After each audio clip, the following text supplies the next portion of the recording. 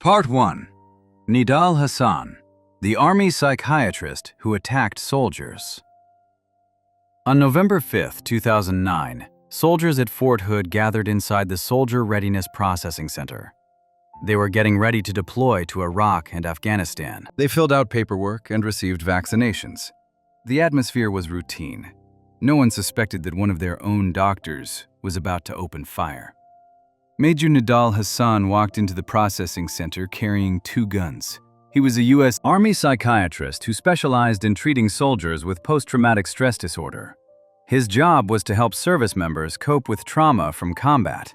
Instead, he began firing at unarmed troops. A military psychiatrist trained to heal combat trauma opened fire on his own patients and colleagues. Hasan shouted and began firing.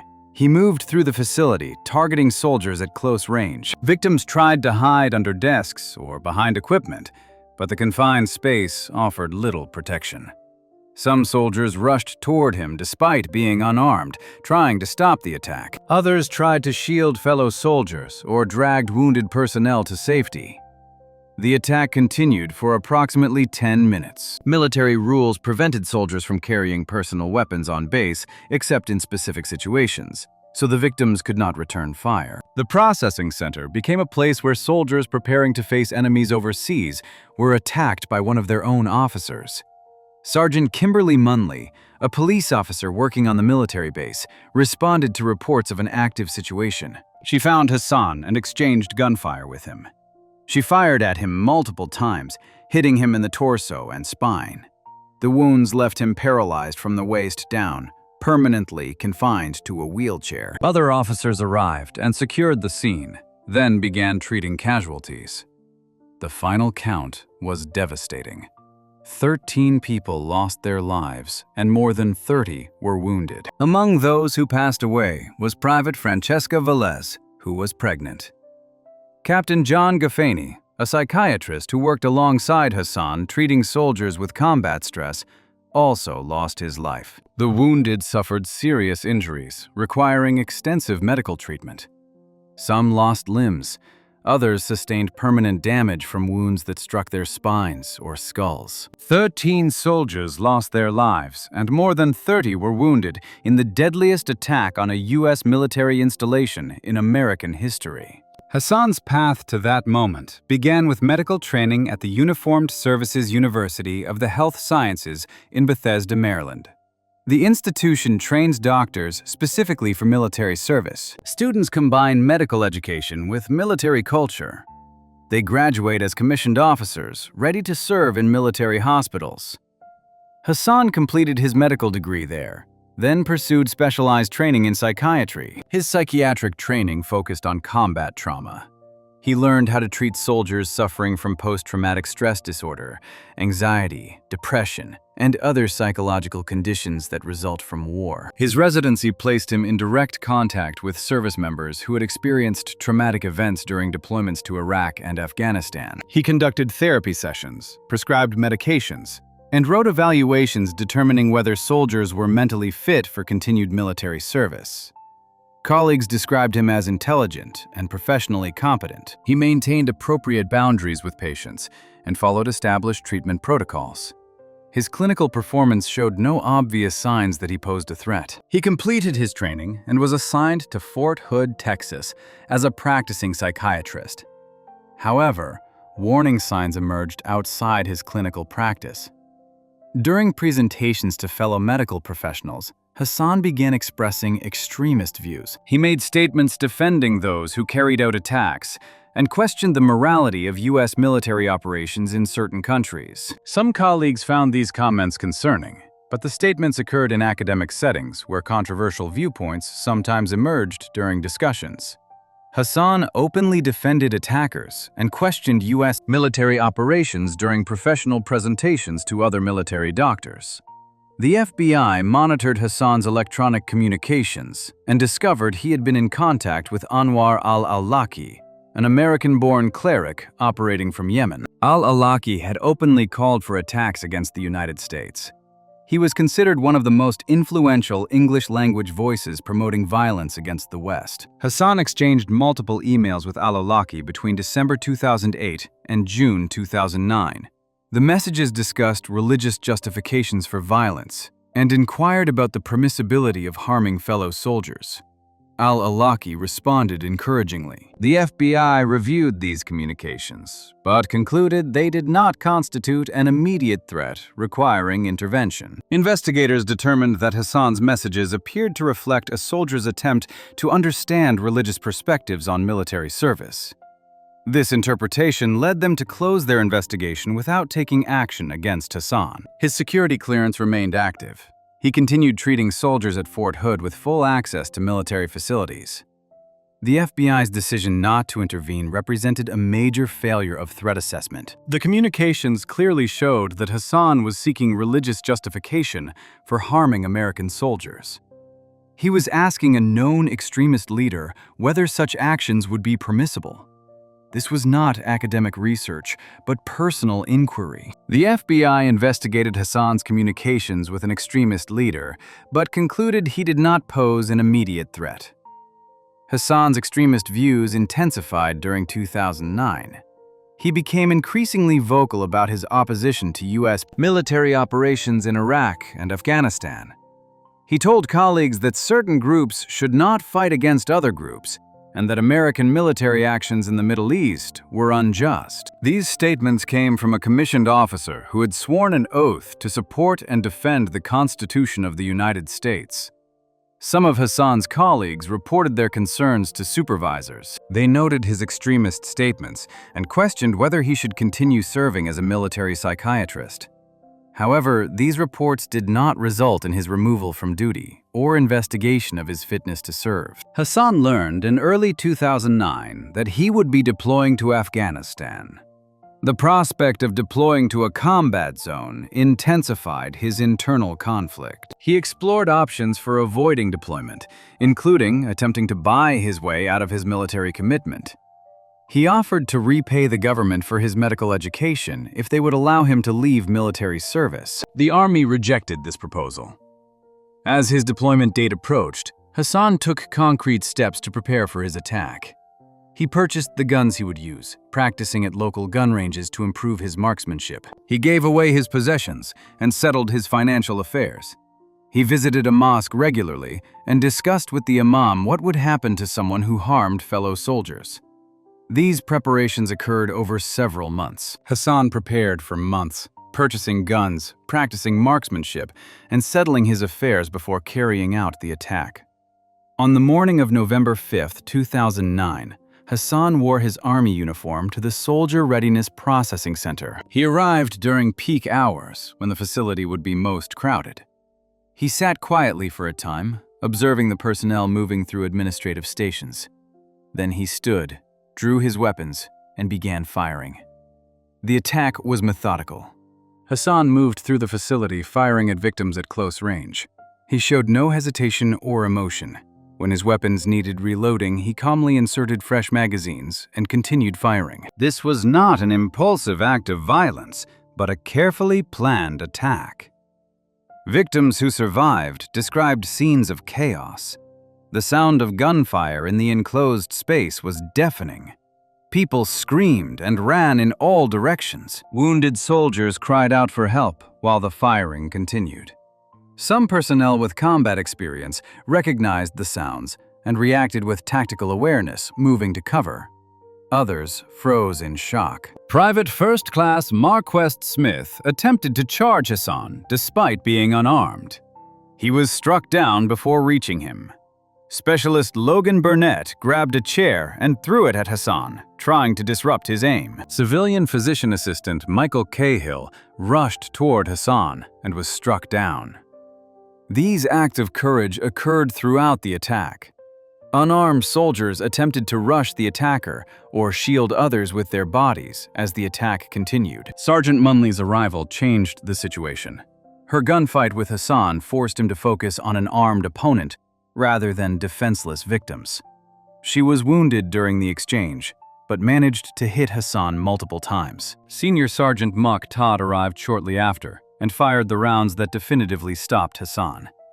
The attacker collapsed, paralyzed.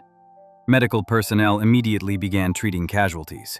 The volume of wounded overwhelmed initial responders. Military medical staff from nearby facilities rushed to the scene. They performed triage, identifying the most seriously wounded for immediate evacuation to hospitals. Some victims passed away before they could be transported. Others passed away during surgery. Fort Hood went into immediate lockdown. Military police secured the area and searched for potential additional attackers. The initial uncertainty about whether Hassan had accomplices created confusion and fear that lasted for hours. Families of soldiers stationed at Fort Hood frantically attempted to contact their loved ones. The wounded included Sergeant Munley, who had been struck in both legs and one hand. Her injuries required multiple surgeries and extensive rehabilitation. Other wounded survivors faced years of physical therapy and treatment for post-traumatic stress disorder.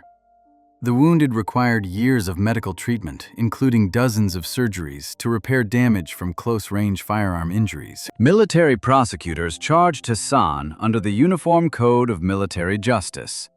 They pursued 13 counts of premeditated homicide and 32 counts of attempted homicide. The charges carried potential capital sentences because Hassan had committed these acts while serving as a commissioned officer during a time of war. The case would be tried by court-martial rather than in civilian court. The pretrial proceedings extended over several years. Hassan's mental competency to stand trial became an early issue. His defense attorneys argued that his statements claiming to defend extremist groups demonstrated possible mental illness. Military psychiatrists evaluated him and concluded he was competent to stand trial. Hassan made a decision that would eliminate most of his appellate options. He dismissed his military defense attorneys and chose to represent himself. This decision allowed him to cross-examine witnesses and present his own arguments. It also meant he could not later claim his attorney failed to provide adequate representation. The trial began in August 2013 at Fort Hood. Hassan appeared in court in a wheelchair, paralyzed from his injuries. He wore his Army uniform, a choice that many observers found deeply offensive, given that he had attacked soldiers while serving as an officer. The judge allowed him to wear the uniform despite objections. Hassan represented himself at trial, appearing in a wheelchair wearing his Army uniform, despite having attacked soldiers he had sworn to protect.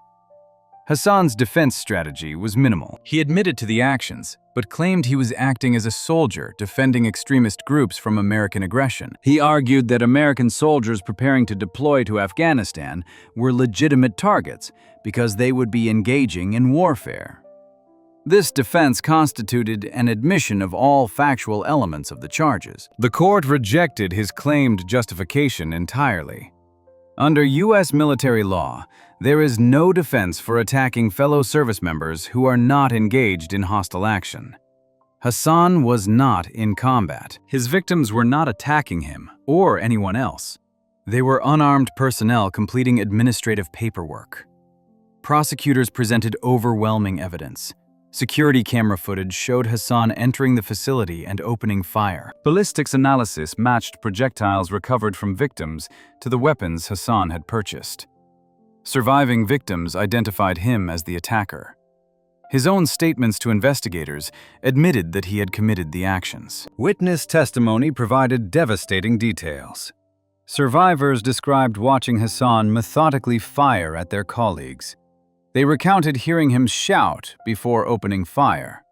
They testified about attempting to hide or escape. Family members of the deceased described their losses and the impact on their lives. Security camera footage, ballistics analysis, and survivor testimony provided overwhelming evidence of Hassan's actions. The jury, composed of 13 military officers, convicted Hassan on all counts on August 23, 2013. The conviction was unanimous and required less than 7 hours of deliberation. The only remaining question was sentencing. Military capital punishment procedures require the same jury that convicted the defendant to also determine the sentence. The panel must vote unanimously to impose the ultimate penalty. The jury deliberated on Hassan's sentence. Hassan offered essentially no evidence in his favor. He did not express remorse or claim mental illness or childhood trauma. He did not present evidence of good character. His defense during sentencing consisted primarily of reiterating his claim that he was defending extremist ideology. On August 28, 2013, the jury voted unanimously to sentence Hassan to the ultimate penalty. The judge formally imposed the sentence. The sentence made him the first person sentenced in this manner by a military court-martial since 2005, and only the sixth service member facing this sentence. More significantly, he became the only active physician on death row anywhere in the United States.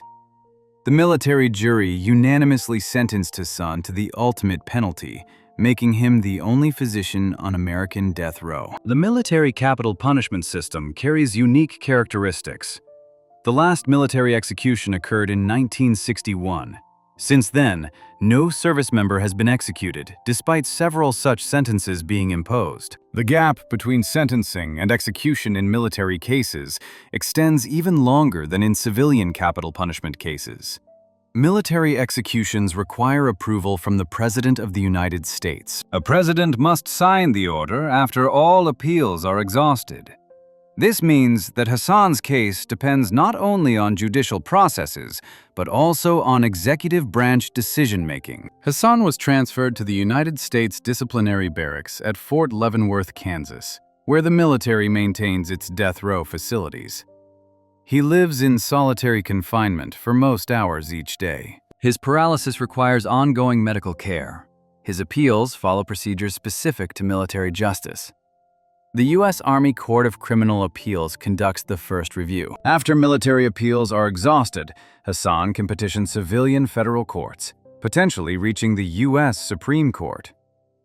Military death penalty appeals require review by specialized military courts before reaching civilian federal courts. The appeals process in military capital cases typically extends for decades. Legal issues include whether the trial was fair, whether evidence was properly admitted or excluded, whether the jury instructions were correct, and whether the sentence was proportionate to the offense. Hassan's decision to represent himself at trial eliminated many potential appellate issues.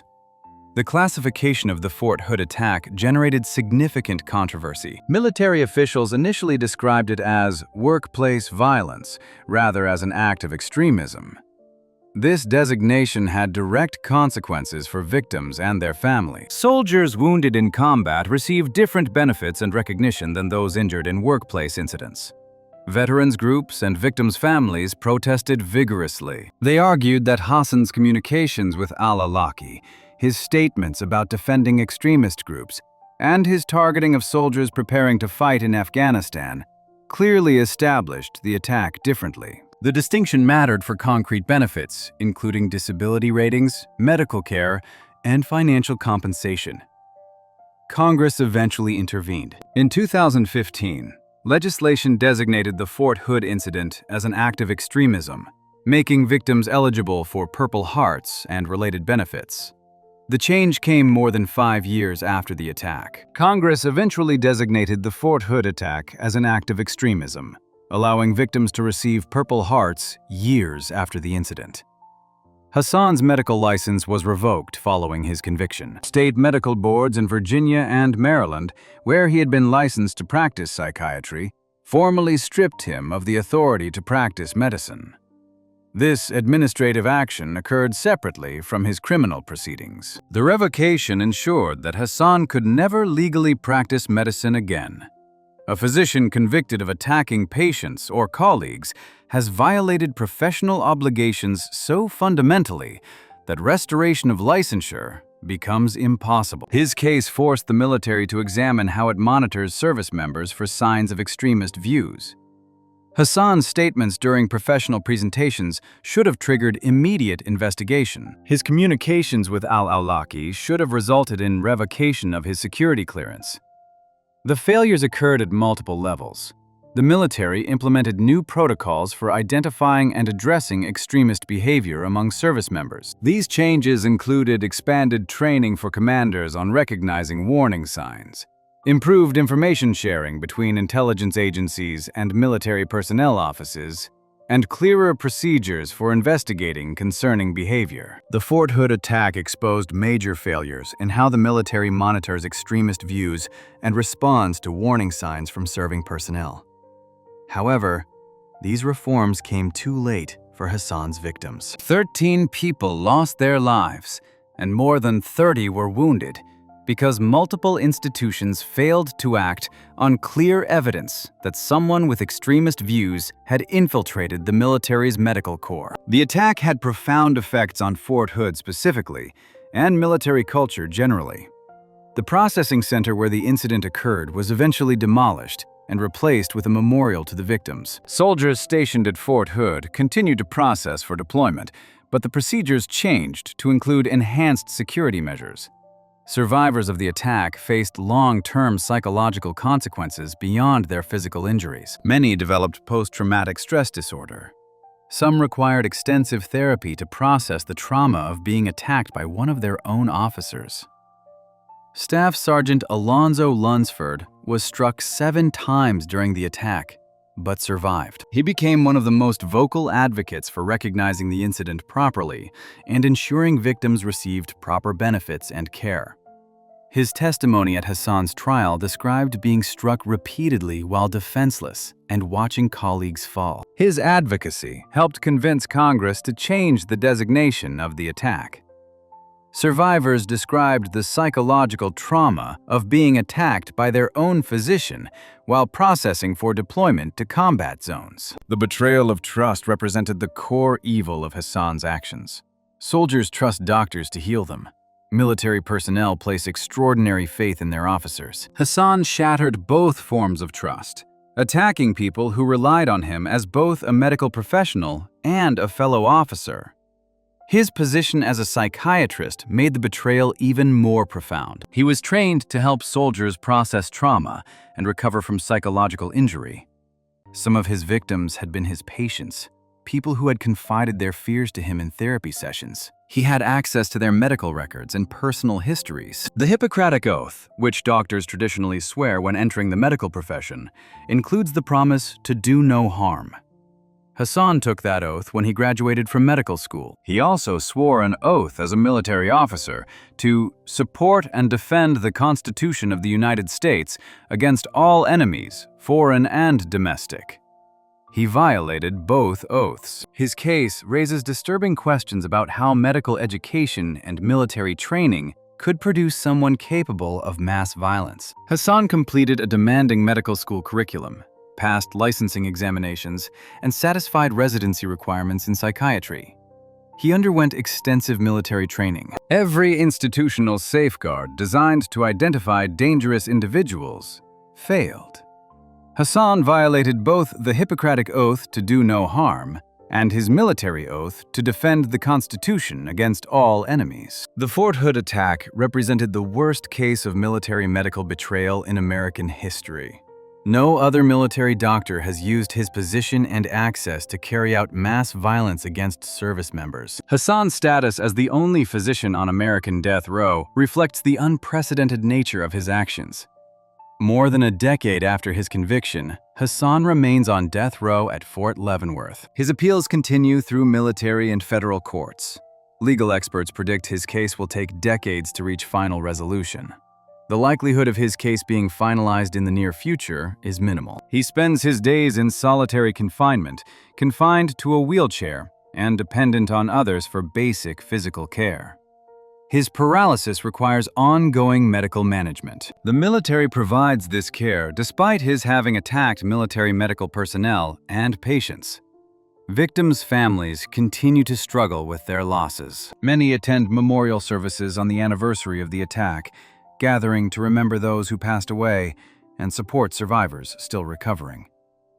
Some families have established scholarships or charitable foundations in their loved ones' names. Others focus on advocating for improved military mental health services.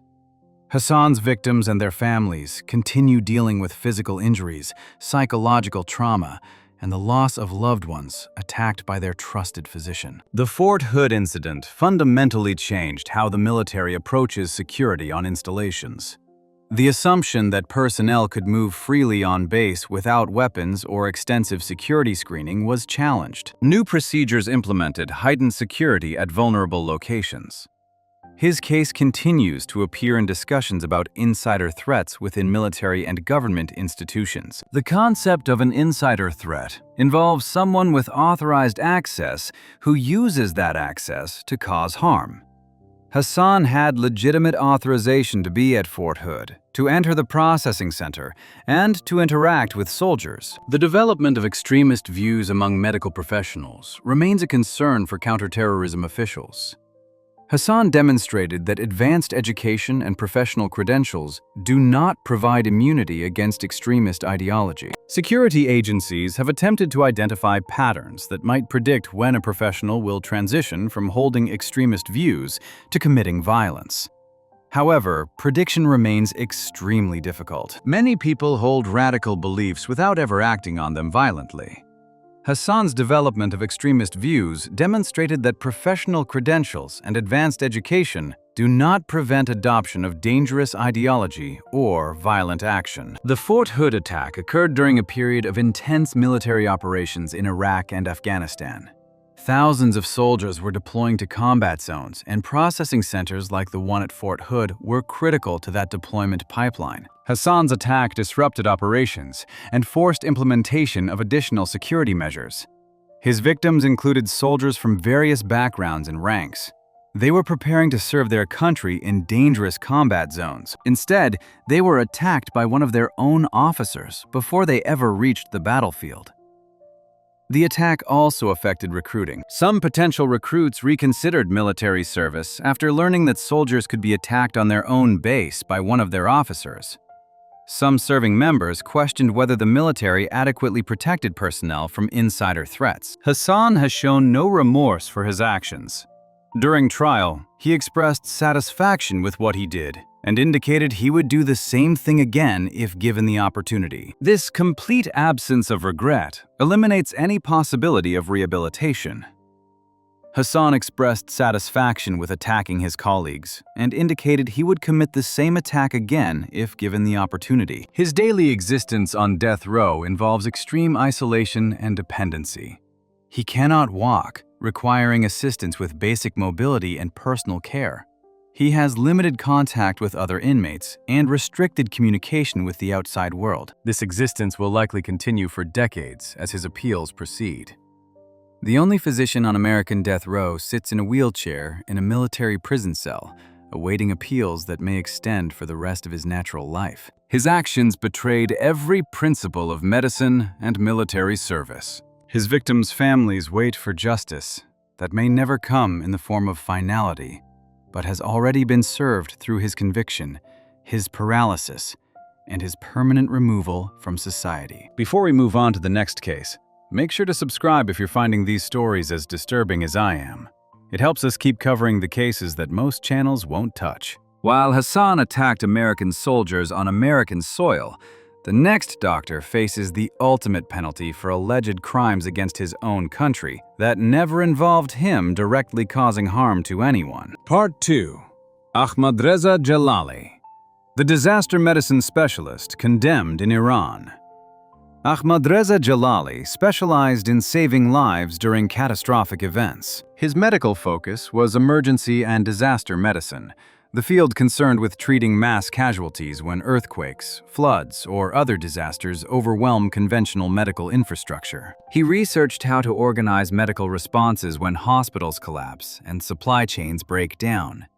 His work aimed to reduce preventable loss of life during disasters. Jalali built an international career spanning multiple countries and institutions. He held academic positions at European universities, taught medical students about crisis response, and collaborated with researchers across the Middle East, developing protocols for disaster scenarios. His expertise made him valuable to any institution concerned with preparedness for natural disasters or mass casualty events. An internationally recognized emergency medicine specialist traveled to Iran for academic conferences and was arrested on charges of intelligence work. In April 2016, Jalali traveled to Iran to participate in academic work at universities in Tehran and Shiraz. He had made similar trips previously without incident. Iran was his country of birth, though he had built his career primarily in Europe. He maintained family connections in Iran and professional relationships with Iranian medical institutions. The visit appeared routine until Iranian security forces detained him. The arrest occurred at Tehran's Imam Khomeini International Airport, as Jalali prepared to leave Iran. Intelligence Ministry officials took him into custody without providing immediate explanation. He was transferred to Evin Prison, a facility in Tehran known for housing political prisoners. His detention occurred without notification to his family or the Swedish government, where Jalali held permanent residency. Iranian authorities eventually accused him of intelligence work for Israel. They claimed he had provided intelligence about Iranian nuclear scientists to the Israeli government, allegedly helping Israel identify and target those scientists. The charges fell under Iran's Corruption on Earth statute, a vague legal provision that allows severe punishment for acts deemed threatening to the Islamic Republic's existence. The evidence against Jalali was never made public. Iranian authorities claimed they possessed proof of his activities, but did not reveal specific details. They pointed to his international collaborations, his travels between Iran and Europe, and his contacts with institutions in multiple countries as suspicious behavior. They alleged that his emergency medicine research provided cover for collecting information about Iranian nuclear facilities and personnel. Iranian prosecutors claimed Jalali's disaster medicine research was cover for intelligence gathering about Iranian nuclear scientists. Jalali denied all accusations from the moment of his arrest. He insisted he was a medical researcher with no involvement in intelligence operations. He stated that his international collaborations were transparent academic work conducted openly with Iranian government awareness. He argued that disaster medicine necessarily involves international cooperation because catastrophic events cross national boundaries. The specific allegations centered on Iranian nuclear scientists who lost their lives in targeted attacks between 2010 and 2012. Mustafa Ahmadi Roshan, a chemistry expert working on Iran's uranium enrichment program, lost his life when a device attached to his car detonated in Tehran in January 2012. Majid Shahriari, another nuclear scientist, passed away in a similar attack in November 2010. Dariush Rezaianejad, an electronics specialist, was struck down outside his home in July 2011. Iran blamed Israel for these incidents. Iranian prosecutors claimed Jalali provided information that helped identify these scientists as targets and plan the attacks. They alleged he collected biographical details, photographs, and information about scientists' routines and security arrangements. They suggested his emergency medicine work gave him access to medical institutions where nuclear scientists might seek treatment. The prosecution's theory relied on connecting Jalali's academic collaborations to intelligence operations. He had worked with institutions in multiple countries, including some with strong ties to Israeli research centers. Iranian authorities characterized these collaborations as suspicious. Prosecutors alleged Jalali used his medical collaborations to gather information that helped Israel target Iranian nuclear scientists. Jalali's detention conditions raised immediate human rights concerns. He reported being held in solitary confinement for months in Evin Prison's Section 2A, an area controlled by the Intelligence Ministry, known for harsh interrogation practices. He claimed interrogators subjected him to psychological pressure and threats against his family to extract a confession. He said he was denied access to his chosen attorney during critical phases of investigation. Human rights organizations documented that Iranian judicial proceedings in national security cases often lack basic due process protections. Defendants frequently face restricted access to legal representation, with courts appointing attorneys rather than allowing defendants to choose their own counsel. Trials may occur behind closed doors without public observation. Evidence presented against defendants is sometimes kept secret. Confessions obtained during prolonged solitary confinement are accepted as valid evidence even when defendants later claim pressure. Jalali eventually appeared on Iranian state television in a broadcast that his supporters described as a forced confession. In the video, He admitted to collecting information about Iranian scientists for foreign intelligence services. He described being recruited and trained by European intelligence agencies. He stated that he had betrayed Iran. The confession contained specific details about his alleged activities and named individuals he claimed had recruited him. His family and supporters immediately questioned the authenticity of this confession. They noted that forced confessions broadcast on Iranian state television are a common tactic used against political prisoners and those accused of security crimes. Defendants appear on camera admitting to things they did not do, often after months of solitary confinement and psychological pressure. Jalali appeared on Iranian state television, confessing in a broadcast his supporters described as forced. The trial proceeded in Tehran's Revolutionary Court, the judicial body that handles cases involving national security and crimes against the Islamic Republic. Revolutionary courts operate with fewer procedural protections than ordinary criminal courts. Jalali was represented by an attorney appointed by the court rather than counsel of his own choosing. His access to his lawyer was limited during the investigative phase. The trial itself occurred largely behind closed doors, with minimal information released about the proceedings. His wife, Vida Marania, was not allowed to attend. International observers were barred from the courtroom. The court convicted him in October 2017 and sentenced him to the ultimate penalty. The conviction relied heavily on his televised confession and on classified evidence that was not shared with the defense. The judge accepted the prosecution's characterization of Jalali's academic work as cover for intelligence gathering. International reaction was swift and strong. The World Medical Association condemned the sentence and called for Jalali's immediate release. European governments, particularly Sweden, where he held permanent residency and had family, protested the conviction and demanded transparency in the legal proceedings.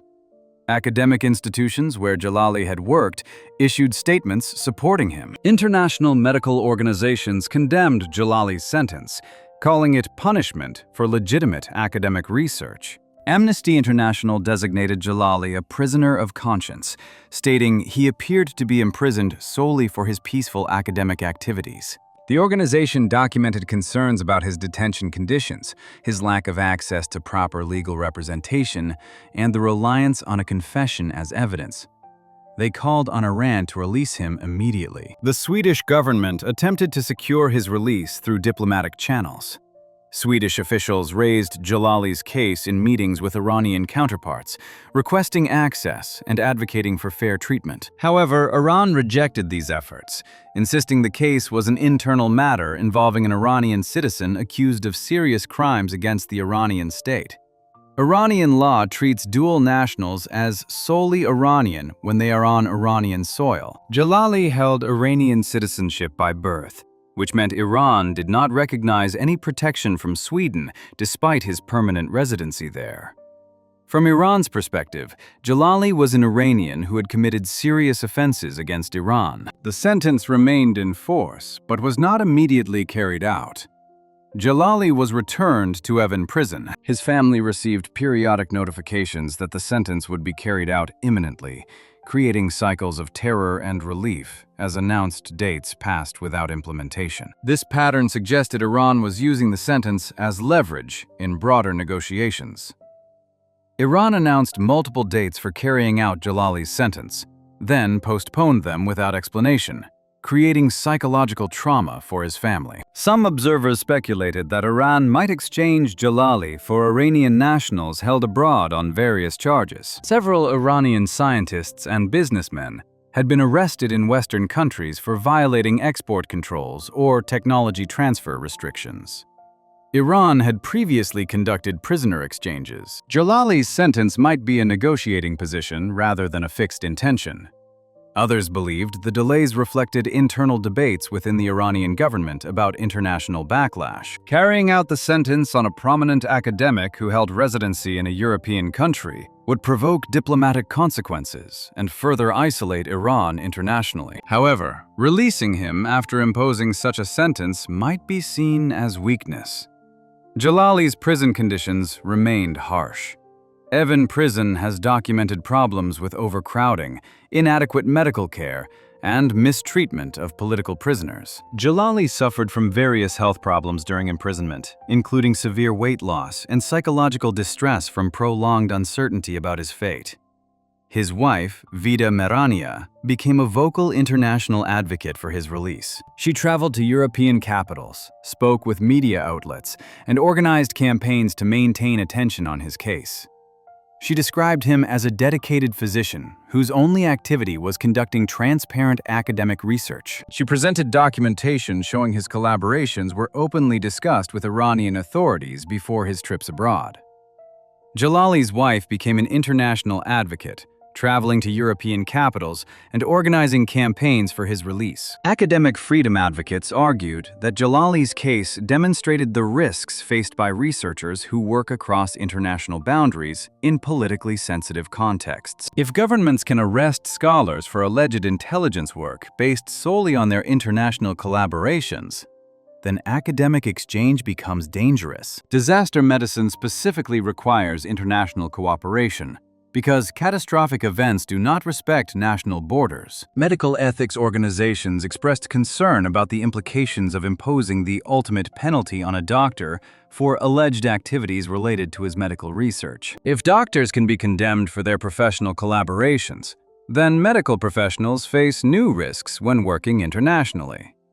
The case threatened to create a chilling effect on medical research collaboration. Jalali's research on emergency medicine involved studying how different countries respond to earthquakes and other natural disasters. This research necessarily included examining how Middle Eastern countries, including Iran, prepare for and respond to seismic events common in the region. Iran sits on major fault lines and experiences frequent earthquakes. Understanding Iranian disaster preparedness would be essential for any comprehensive study of regional emergency medicine capabilities. Iranian authorities apparently viewed this research as intelligence gathering, rather than legitimate academic work. They claimed that studying Iranian medical infrastructure, emergency response capabilities, and crisis management systems constituted reconnaissance for potential hostile actions. Iranian authorities treated Jalali's academic research on Iran's disaster preparedness as intelligence gathering for potential attacks. The distinction between legitimate research and intelligence work can be ambiguous in cases involving dual nationals working in sensitive fields. Jalali's defenders pointed to his published academic work, his transparent institutional affiliations, and his open discussions with Iranian colleagues as evidence of legitimate research. Iranian prosecutors emphasized his foreign contacts, his travel patterns, and information he allegedly provided about specific individuals. No independent evidence linking Jalali to the targeting of Iranian nuclear scientists has been publicly presented. The scientists were targeted using methods consistent with professional intelligence operations. These operations would require sophisticated planning and operational capabilities far beyond what a medical researcher could provide.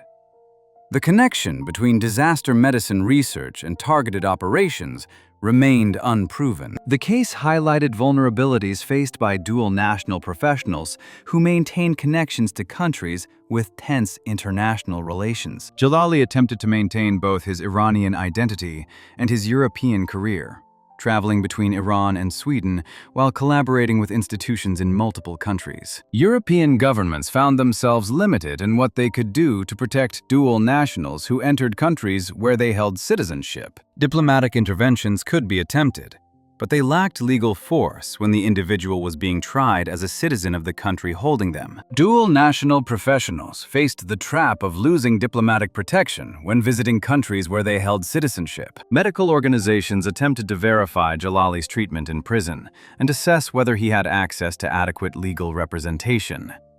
Iranian authorities provided minimal information, making independent assessment difficult. Reports from released prisoners who had encountered Jalali in Evin prison described harsh interrogation methods and restricted access to defense attorneys. But these accounts could not be officially verified. The European Union issued statements condemning Jalali's sentence and calling for his release. Individual European countries raised his case in bilateral meetings with Iranian officials. However, these diplomatic efforts produced no change in his status.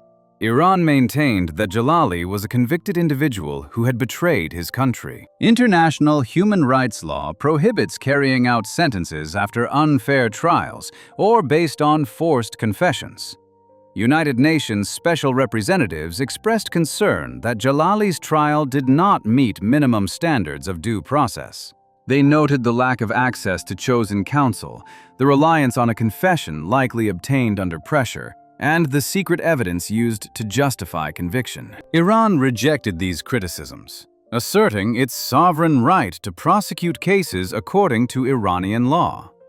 Iranian officials characterized international concern as interference in domestic judicial matters. Iran rejected international criticism of Jalali's trial, asserting sovereign right to prosecute under Iranian law. The sentence remained in force, but not carried out as years passed. Jalali continued living under constant possibility that Iranian authorities would implement the sentence without warning. His family endured repeated cycles of fear when rumors circulated. In late 2021, reports emerged that Iran might carry out Jalali's sentence in retaliation for Sweden's prosecution of Hamid Nouri, an Iranian official on trial for involvement in past incidents involving political prisoners. The timing suggested Iran might use Jalali's case as leverage against Sweden. These threats created renewed international pressure for his release. Swedish officials intensified diplomatic efforts, warning Iran that proceeding would have serious consequences for bilateral relations. European Union members coordinated statements opposing the sentence and calling for release. Medical organizations renewed campaigns highlighting Jalali's status as a physician imprisoned for academic work. Despite this pressure, Iran did not release him or commute his sentence. Jalali's case became symbolic of broader tensions between Iran and Western countries over human rights, nuclear programs, and regional influence. He was one individual trapped in conflicts larger than himself. His specialized medical knowledge became the basis for charges in a context where international scientific collaboration was viewed with suspicion. Jalali became trapped in conflicts between Iran and Western countries over nuclear programs and human rights. The medical community's response revealed tensions about how to protect doctors working in authoritarian countries. Some organizations called for boycotts of Iranian medical conferences and collaborations until Jalali was released. Others contended that maintaining medical cooperation was essential for serving Iranian patients and advancing medical knowledge. Universities where Jalali had worked generally issued statements supporting him, but they had limited ability to influence Iranian judicial proceedings. Academic freedom advocates emphasized that arresting scholars for their research collaborations threatens the entire enterprise of international academic exchange. However, support could not secure his freedom or prevent implementation of his sentence.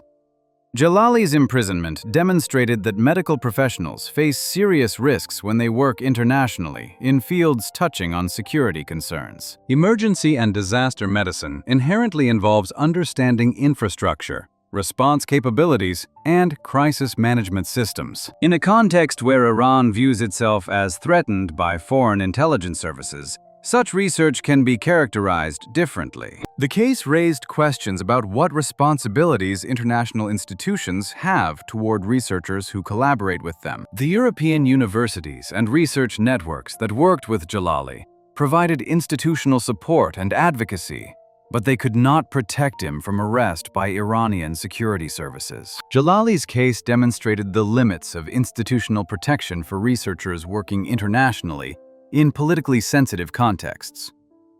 Years passed with Jalali remaining under sentence. His health deteriorated under prison conditions. His family continued advocating for his release while dealing with the psychological toll of uncertainty. International campaigns maintained pressure on Iran, but that pressure did not translate into freedom or commuted sentence. The distinction between Jalali's case and other doctors facing similar circumstances is significant. He was not accused of causing harm to patients through medical malpractice. He was not charged with directly causing harm to anyone. The accusation was that he provided information allegedly helping others plan operations. He faced the ultimate penalty for alleged betrayal of state secrets, with medical expertise allegedly serving as the mechanism. This represents a unique category of such penalties for doctors. Traditional cases of doctors facing severe sentences involve direct harm to patients or commission of crimes unrelated to medical practice. Jalali's case involved allegations that his professional work and international collaborations constituted intelligence work. As of 2025, Jalali remains imprisoned in Iran, his sentence suspended but not rescinded. He has not faced finality, but he has not been released. He exists in legal and physical limbo, confined under threat that may never be carried out, but also may never be formally lifted. His case serves as warning to other doctors about risks of international collaboration in politically sensitive environments. Jalali remains imprisoned under suspended sentence, serving as warning about risks of international medical collaboration in authoritarian countries. The emergency medicine specialist who dedicated his career to saving lives during disasters became a prisoner, awaiting potential finality for allegedly helping cause loss of life. Whether the accusations against him have any validity remains impossible to determine from the limited information available. What is clear is that his medical expertise and international collaborations became the foundation for capital charges in a judicial system that provided minimal procedural protections. His case demonstrates how doctors operating in international contexts can find themselves caught in political conflicts. Medical knowledge crosses borders. Disaster preparedness requires understanding multiple countries' capabilities and systems. This inherently international nature of modern medicine creates vulnerabilities when political tensions transform academic collaboration into evidence of wrongdoing. Ahmadreza Jalali sits in Evin prison, a disaster medicine specialist condemned not for causing harm to patients, but for allegedly betraying state secrets through his professional work. His sentence remains not carried out, but in force, as international advocates continue pressing for his release, and Iranian authorities maintain that he is a convicted individual deserving the ultimate penalty. The only physician facing such a sentence for alleged intelligence work remains imprisoned, awaiting a fate that may come tomorrow or may never arrive. If you're still watching at this point, make sure you're subscribed. We cover cases like this every week, and your support helps us keep going. While Jalali faces the ultimate penalty for alleged crimes he supposedly committed through research, the next doctor was sentenced for crimes he absolutely committed through systematic, medicalized genocide. Part 3. Karl Brandt, Hitler's Doctor Who architected medicalized genocide. Karl Brandt entered medical practice in Germany during the early 1930s as a surgeon with technical skill and professional ambition. He completed his medical training at the University of Berlin in 1928, then pursued surgical specialization at renowned German medical institutions. His career trajectory appeared conventional for a talented young doctor in Weimar, Germany. He built a reputation for competence in the operating room and attracted attention from influential figures in German medical circles. His life changed dramatically in 1934 when he became Adolf Hitler's personal physician. Historical accounts indicate the appointment resulted from chance circumstances. Brandt treated a member of Hitler's inner circle following an automobile accident, and his performance impressed leadership. Hitler selected him as one of several doctors who would provide medical care to top officials. The position was not purely medical. It represented political alliance and ideological commitment to the emerging regime. A talented young surgeon became Hitler's personal physician, gaining extraordinary power over German medicine and life-or-death decisions for millions. Brandt joined the Nazi Party and the SS, rising quickly through ranks based on his proximity to Hitler. He embraced the ideology completely, viewing medicine as a tool for advancing racial purity and strengthening the German state. This perspective transformed medicine from a healing profession into an instrument of social engineering. Doctors would not merely treat disease, but would actively shape the genetic composition of the German population by deciding who deserved medical care and who should be eliminated from the gene pool. His most significant and horrific role began in 1939, when Hitler appointed him co-director of the T4 program. Documentation from the Nuremberg trials shows the program was named after its headquarters address at Tiergartenstrasse 4 in Berlin. It began as a systematic effort to end the lives of disabled children, then expanded to include disabled adults in psychiatric hospitals and institutions throughout Germany. Brandt designed the administrative structure that transformed this into a bureaucratic medical process with paperwork, committees, and official procedures. The program started with a carefully constructed paper trail designed to give medical legitimacy to what was actually systematic elimination. Historical records show that Brandt established committees of doctors who would review medical files of children with disabilities. These doctors never examined patients or met their families. They made life and death decisions based solely on paperwork describing a child's medical condition.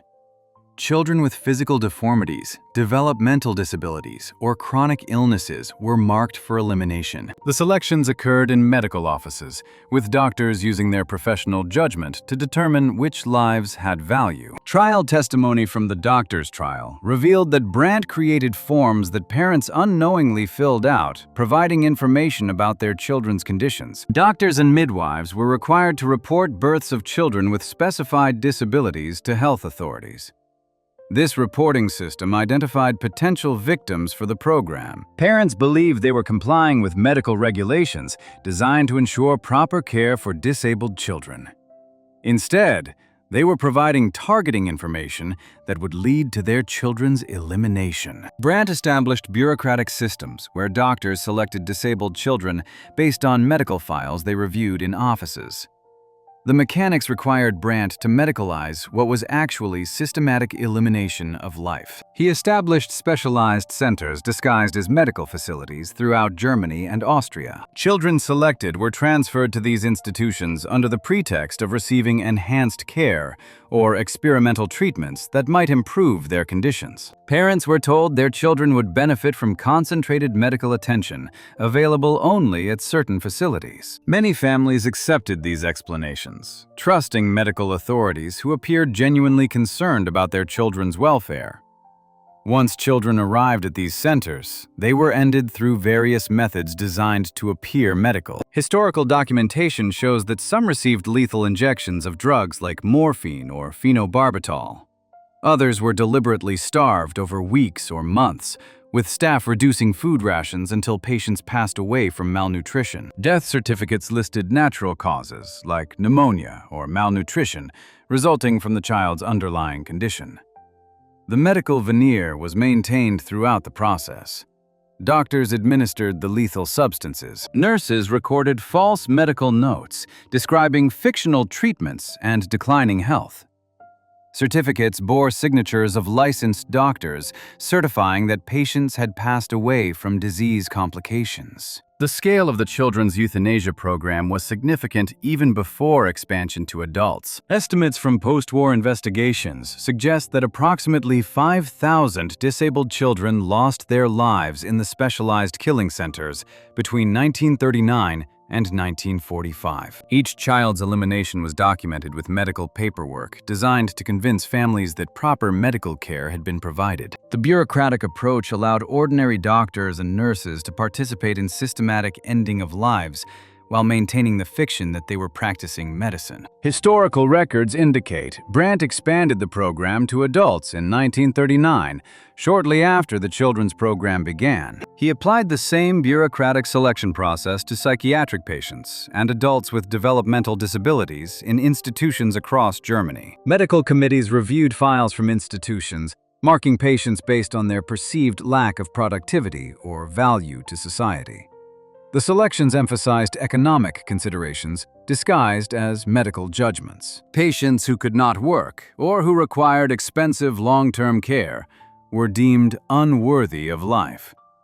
Medical committees reviewed files of psychiatric patients and marked them based on economic productivity and perceived value to society. The adult euthanasia program operated on a massive scale that dwarfed the children's program. Documentation presented at the doctor's trial shows that Brandt coordinated the evaluation of hundreds of thousands of institutional patients across Germany. He established 6 main killing centers, equipped with gas chambers designed specifically for this purpose. These facilities represented the first industrial-scale installations created by the regime, serving as prototypes for the larger extermination camps that would follow during the Holocaust. Trial evidence revealed that the gas chambers represented Brandt's innovation in efficient elimination of large numbers of people.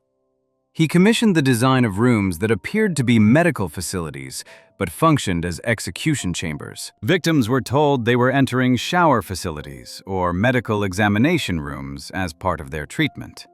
Carbon monoxide gas was introduced through pipes disguised as shower heads or ventilation systems. Patients passed away within minutes, while medical staff observed through viewing windows to confirm completion.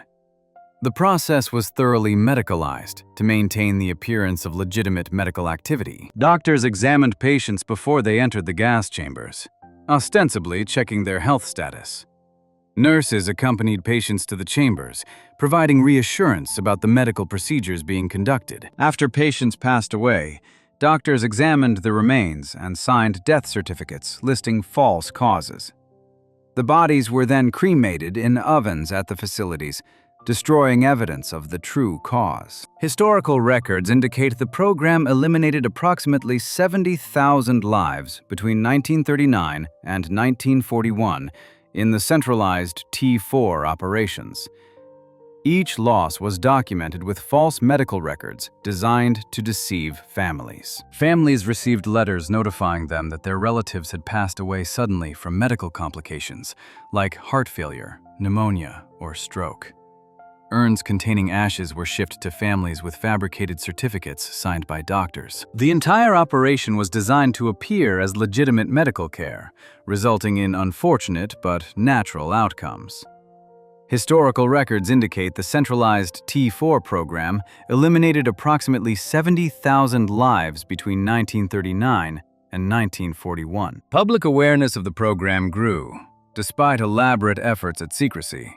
Families became suspicious when multiple relatives passed away shortly after transfer to specialized facilities. The timing seemed too coincidental. Additionally, families began comparing notes and noticing patterns. Multiple families from the same town might receive urns on the same day, all containing ashes from relatives who had supposedly died of different natural causes at different times. The logistics didn't make sense. Religious leaders, particularly Catholic bishops, began speaking out against the systematic ending of lives of disabled people. Bishop Clemens August Graf von Galen delivered a sermon in August 1941 that explicitly condemned the euthanasia program. He described it as unlawful and immoral, warning that if society accepted the principle that unproductive lives could be eliminated, then anyone might be at risk. The sermon was distributed widely and created significant public concern about the program. Protests grew as evidence accumulated that patients were being ended rather than treated. Families demanded information about their relatives. Some traveled to the killing centers and discovered inconsistencies in the official stories. The combination of family complaints, religious opposition, and growing public awareness created political pressure on the regime to modify its approach. Hitler officially halted the T4 program in August 1941, responding to religious protests and public unrest that threatened domestic support for the regime.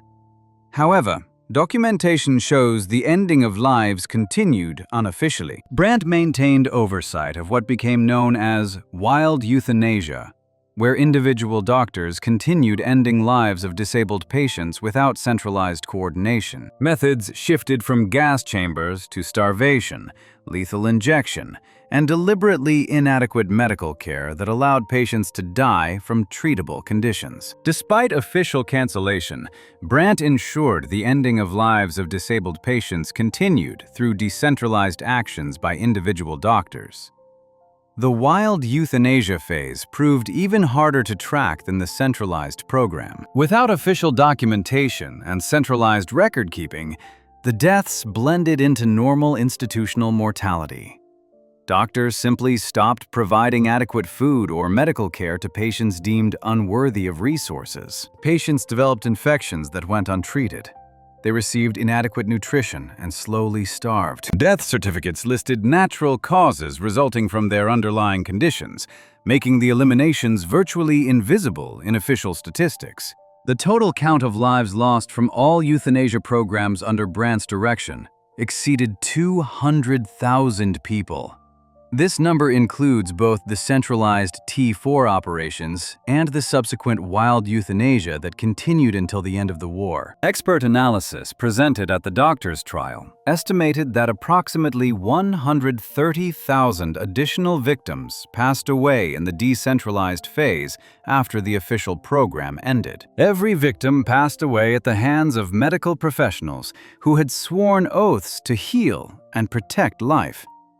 The expertise developed in the euthanasia program directly enabled the Holocaust on a technical and organizational level. Personnel trained at T4 killing centers were transferred to concentration camps in occupied Poland, bringing their knowledge of industrial-scale elimination to the extermination of European Jews. The gas chambers at Auschwitz, Treblinka, and other death camps were refinements of the medical killing centers Brandt had established. The bureaucratic systems for processing victims, managing logistics, and falsifying records were adapted for genocide on a continental scale. Historians have documented that Christian Wirth, Franz Stangl, and other key personnel from the T4 program became commandants and senior staff at Operation Reinhardt death camps. They brought with them not just technical knowledge of gas chambers and cremation, but also psychological conditioning that allowed them to view mass elimination as a routine administrative task. The medicalization of the process in the euthanasia program had normalized the idea that certain lives could be ended through bureaucratic procedures. Historical analysis shows T4 personnel and methods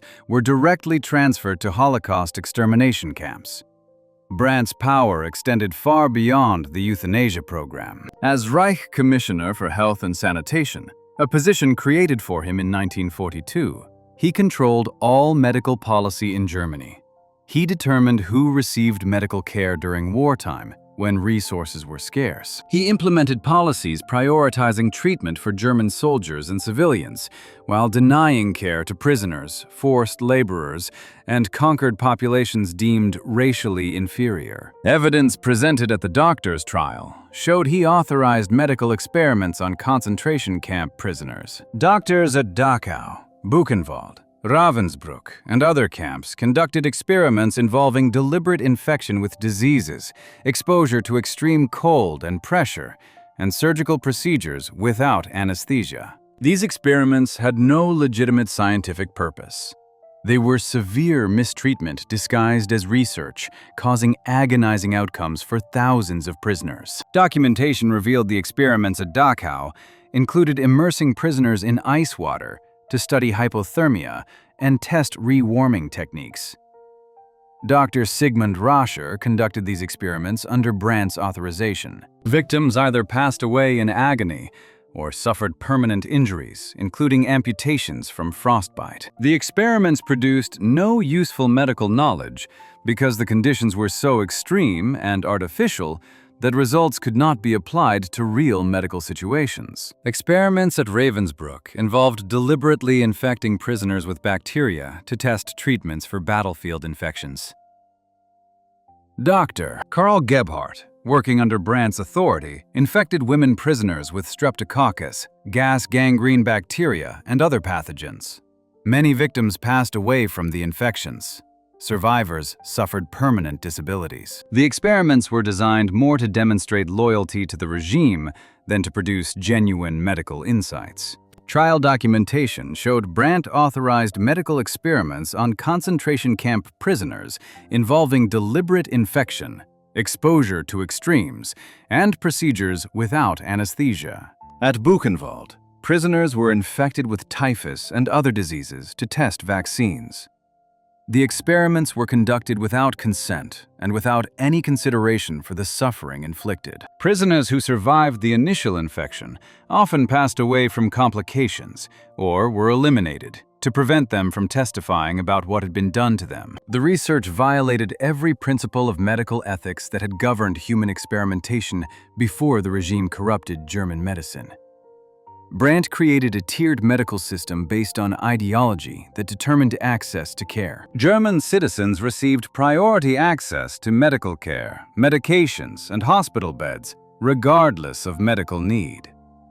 Foreign workers and prisoners received minimal or no treatment, regardless of how serious their conditions were. Decisions were explicitly based on racial classification rather than clinical need or likelihood of recovery. This hierarchy in medicine represented a fundamental corruption of medical ethics that had developed over centuries. The principle that doctors should treat all patients based on medical need rather than social status or identity was completely abandoned.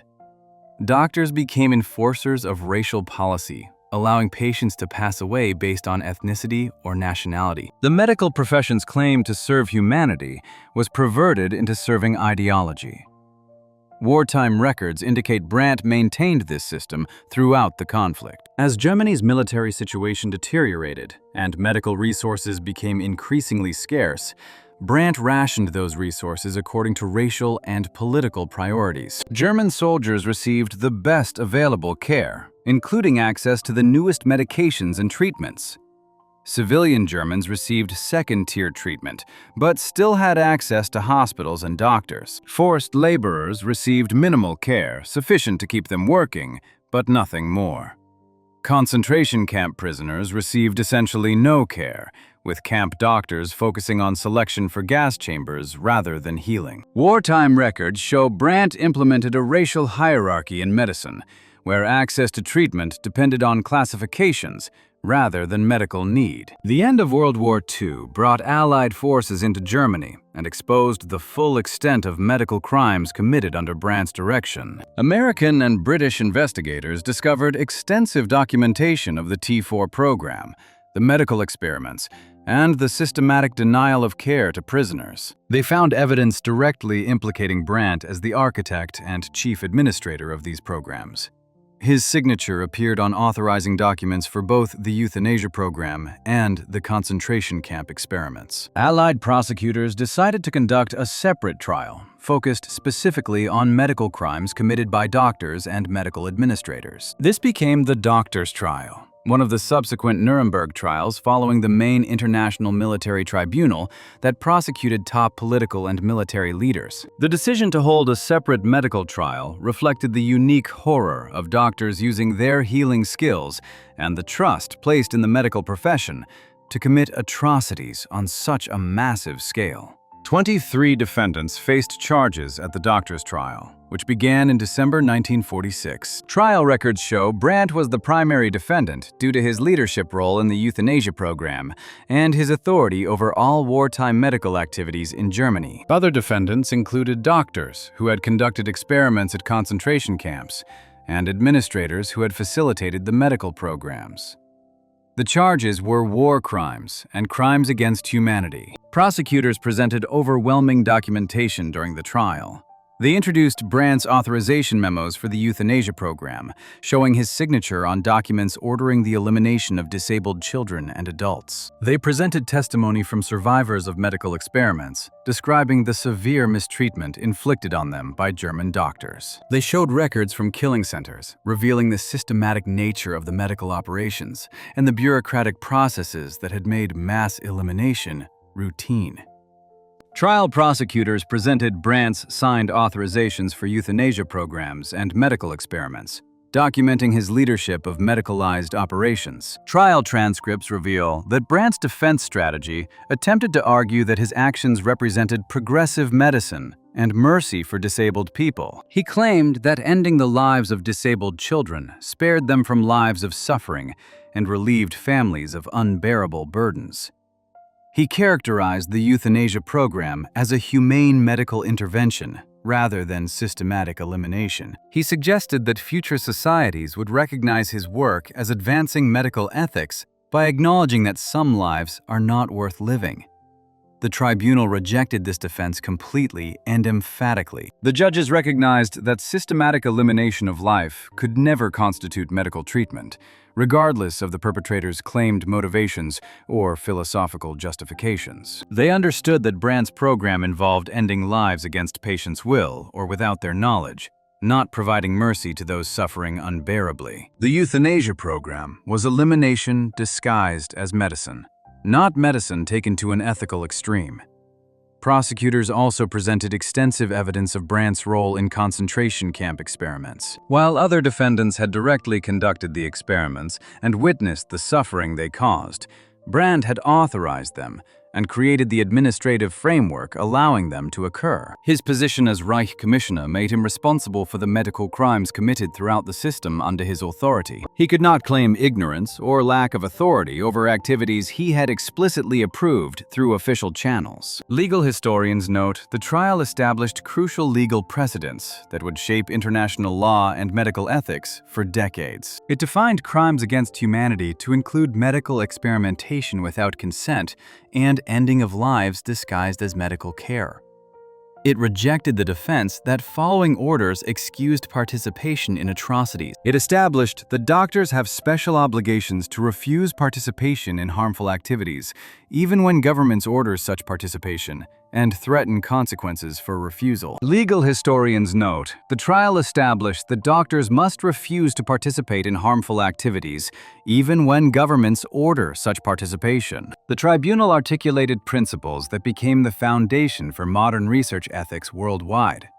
Documentation from the trial shows that voluntary informed consent was declared absolutely essential for any medical experiment. Experiments must have potential therapeutic value and must minimize harm to subjects.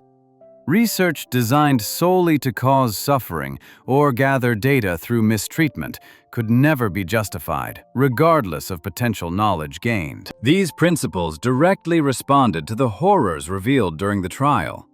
The Nuremberg Code emerged from the doctor's trial as a set of 10 principles governing human subjects research. Medical ethics historians emphasize the code required voluntary consent from subjects who understood the nature and risks of experiments. It prohibited experiments expected to cause loss of life or serious injury, except where doctors themselves served as experimental subjects. It required experiments to have scientific merit and to be conducted by qualified researchers following established scientific methods.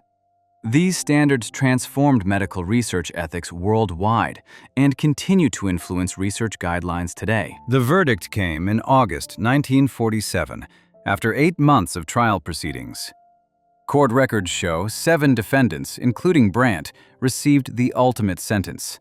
9 received prison terms, ranging from 10 years to life imprisonment. 7 were acquitted due to insufficient evidence of their direct participation in crimes. The sentences reflected the tribunal's determination that medical professionals who participated in systematic operations bore personal responsibility, regardless of political pressure or ideological justification. Observers at the trial noted that Brandt showed no remorse during proceedings or after conviction.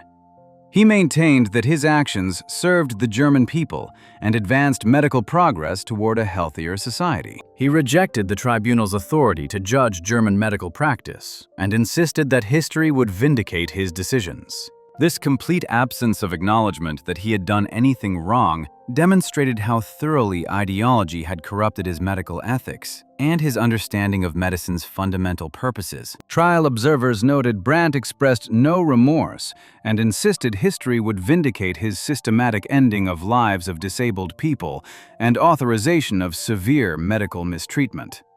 His appeals were rejected by higher authorities. The Allied Control Council, which had authority over occupied Germany, affirmed his sentence after reviewing the trial record. The date was scheduled for June 2, 1948, at Landsberg Prison in Bavaria. Other officials convicted of war crimes were scheduled for the same day, creating a coordinated approach to carrying out sentences.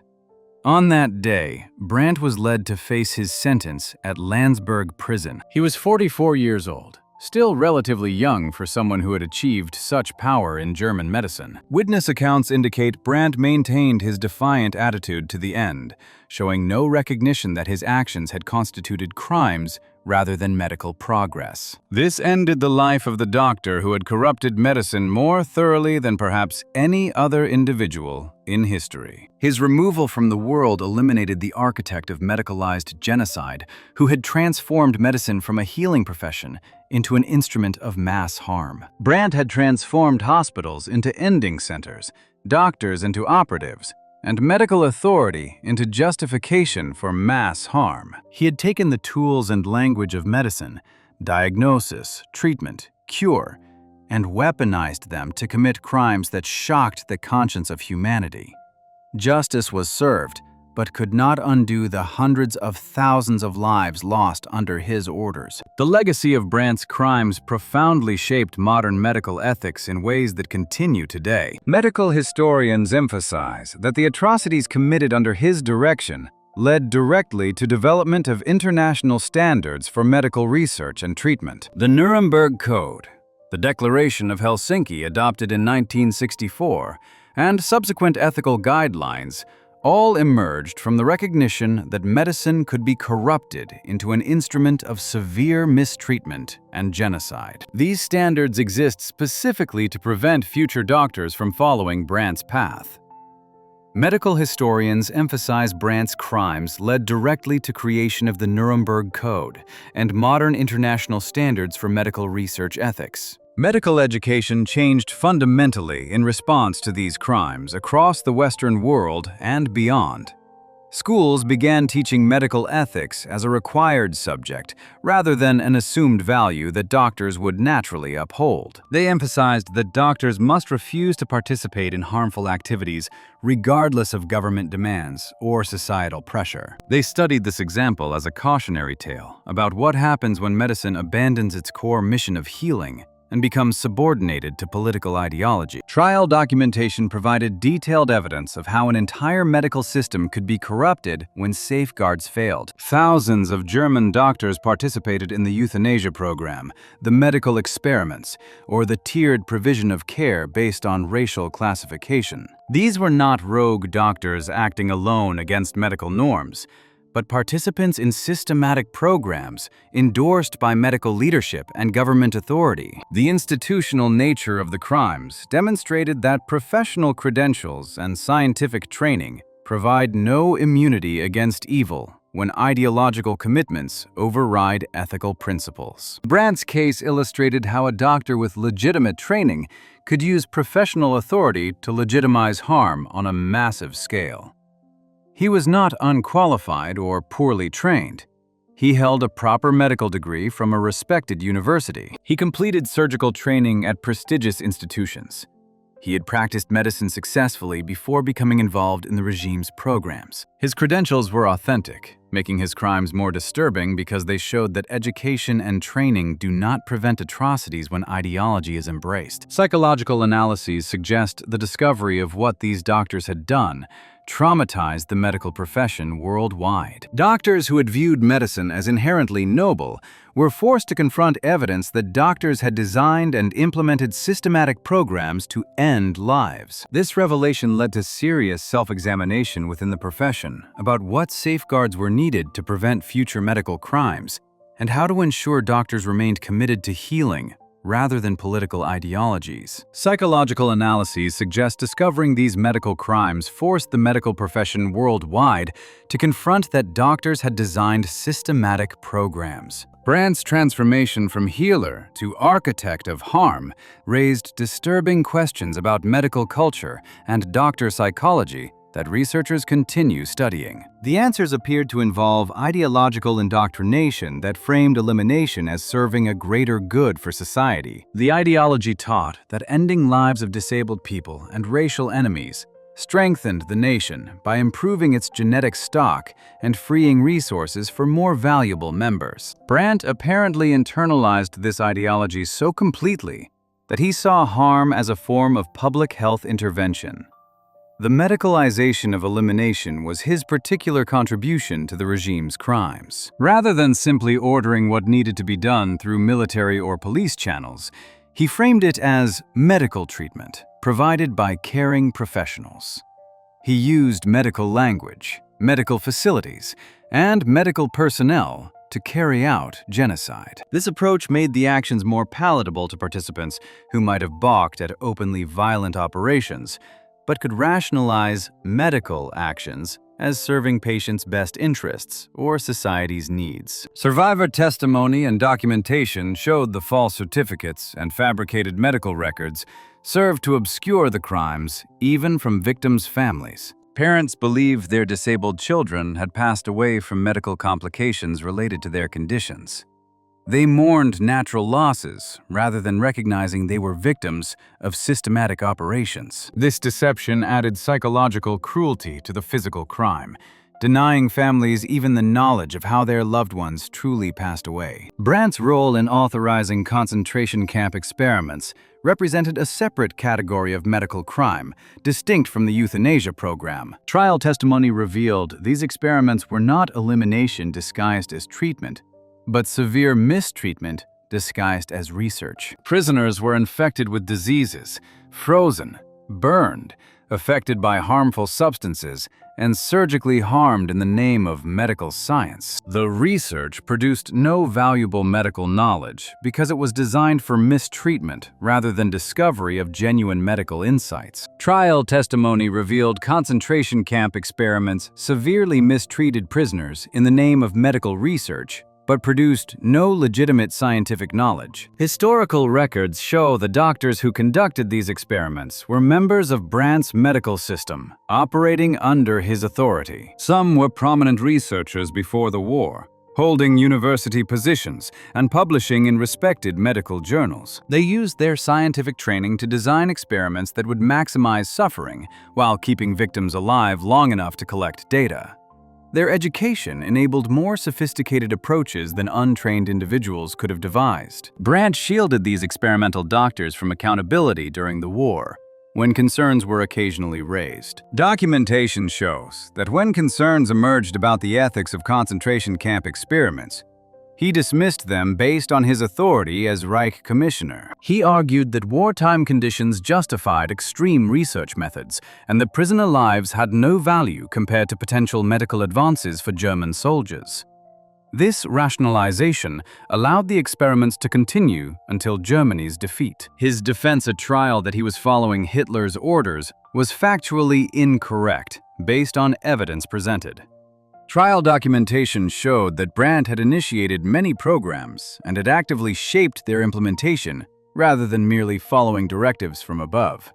He had designed the bureaucratic systems that made mass medical harm possible. He had recruited doctors to participate and had created ideological justifications for their actions that went beyond what political leadership had articulated. The tribunal's rejection of the superior orders defense established an important principle in international law. Legal scholars note that even when governments order doctors to commit crimes, doctors have a responsibility to refuse based on their professional ethics. Professional ethics create obligations that supersede governmental authority. A doctor cannot hide behind orders when participating in severe mistreatment or harm, regardless of threats or consequences for refusing. Legal scholars note the tribunal established that doctors cannot hide behind governmental orders when participating in severe mistreatment or harm. Brandt's case marked the only time in modern history that a doctor faced the ultimate penalty specifically for weaponizing medicine to commit genocide on a massive scale. Other doctors have faced such consequences for serious crimes, but Brandt's crimes were unique in their systematic nature and their use of medical institutions and authority as instruments of state-sponsored operations designed to reshape society through elimination. Historical analysis indicates the impact of his crimes extended far beyond the individuals affected directly. He corrupted an entire profession in Germany, convincing thousands of doctors to participate in activities that violated fundamental medical principles. He demonstrated that medicine medicine could be turned into an instrument of genocide when combined with authoritarian government and racist ideology that classified certain lives as worthless. The trial and Brandt's sentence occurred within 3 years of Germany's defeat.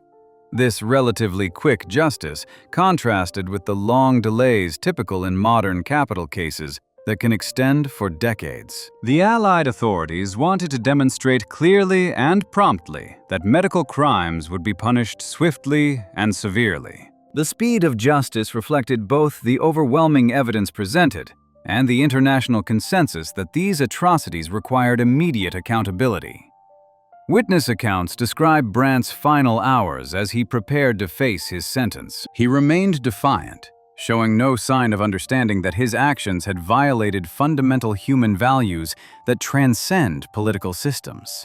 His lack of remorse troubled observers who hoped he might acknowledge his crimes before passing. Instead, he maintained the ideological commitment that had motivated his crimes, facing his end as a true believer in racial medicine. Witness accounts describe Brandt facing his sentence defiant and unrepentant, maintaining ideology and rejecting any acknowledgement that his medicalized genocide constituted crimes. The ending of Brandt's life could not undo his legacy of corruption and harm. Historical records indicate the corrupted medical system he created had trained a generation of German doctors to view certain lives as worthless burdens. The psychological damage to survivors of his programs lasted lifetimes, with many struggling to trust medical professionals again. Families of victims carried grief compounded by the knowledge that trusted medical authorities had ended their loved ones' lives under the guise of care. Post-war Germany struggled with how to address the medical professionals who had participated in these programs. Historical documentation shows some doctors who worked in the euthanasia program or conducted experiments faced prosecution and imprisonment in subsequent trials. Many others escaped accountability, resuming medical practice in post-war Germany without facing serious consequences for their wartime activities. This limited accountability troubled survivors and observers who believed justice required more comprehensive punishment of medical criminals. The medical profession's institutional response involved creating new ethical codes and educational requirements designed to prevent recurrence. However, historians note that many individual doctors who had participated remained in practice, teaching new generations while concealing their own histories. This uncomfortable reality meant that Brandt's influence persisted through his former colleagues and subordinates, who continued practicing medicine and shaping medical culture. Brandt's crimes remain the most extreme example of medical ethics corruption in modern history by scale and systematic nature. Medical ethics scholars emphasize no other doctor has ordered elimination on such a massive scale or corrupted medical institutions so thoroughly. His sentence and its carrying out represent the medical profession's rejection of his actions, though they came too late to save his hundreds of thousands of victims. Medical ethics scholars emphasize Brandt's case removed the doctor who most thoroughly corrupted medicine into an instrument of systematic harm and racial genocide. Before we continue, hit subscribe if you appreciate deep dives into cases that don't get the attention they deserve.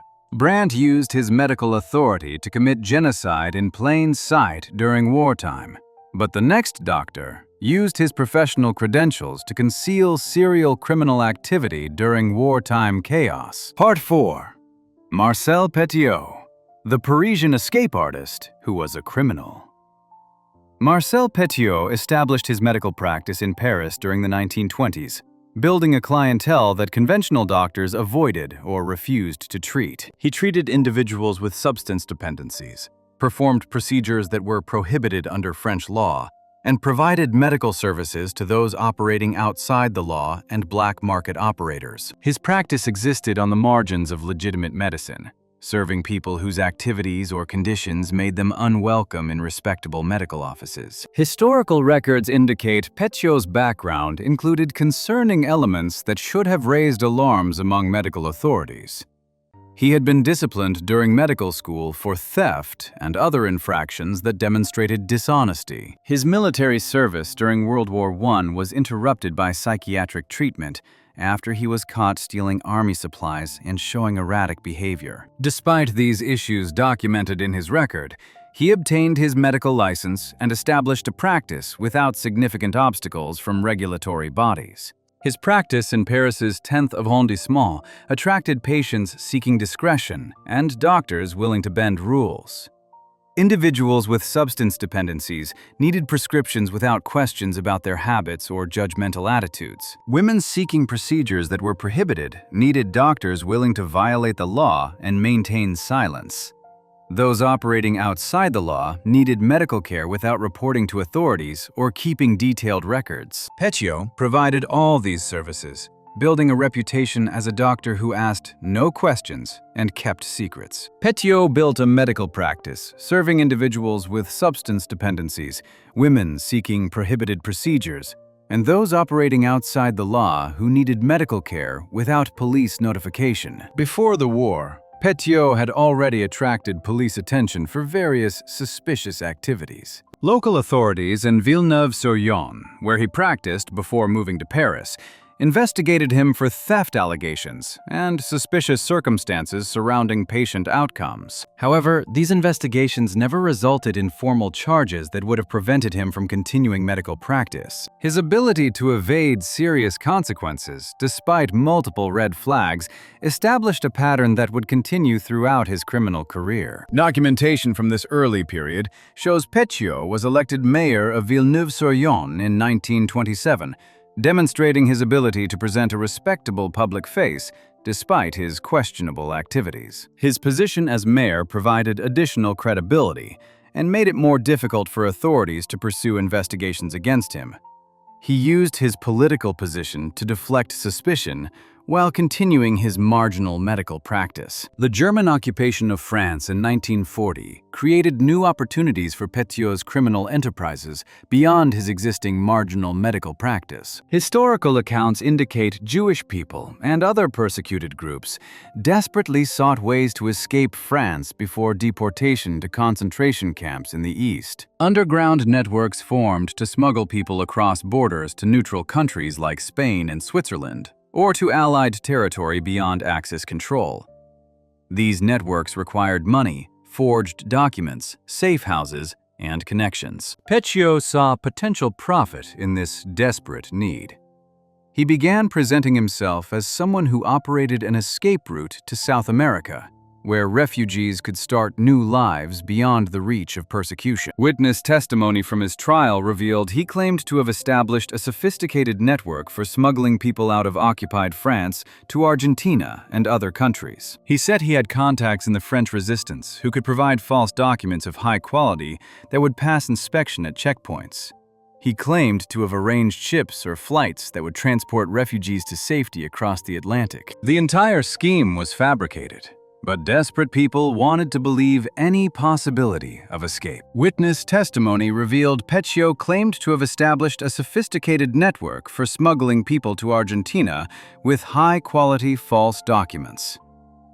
Petiot's medical credentials enhanced his credibility significantly in this dangerous context. A doctor with an established practice appeared respectable and trustworthy, despite his marginal clientele.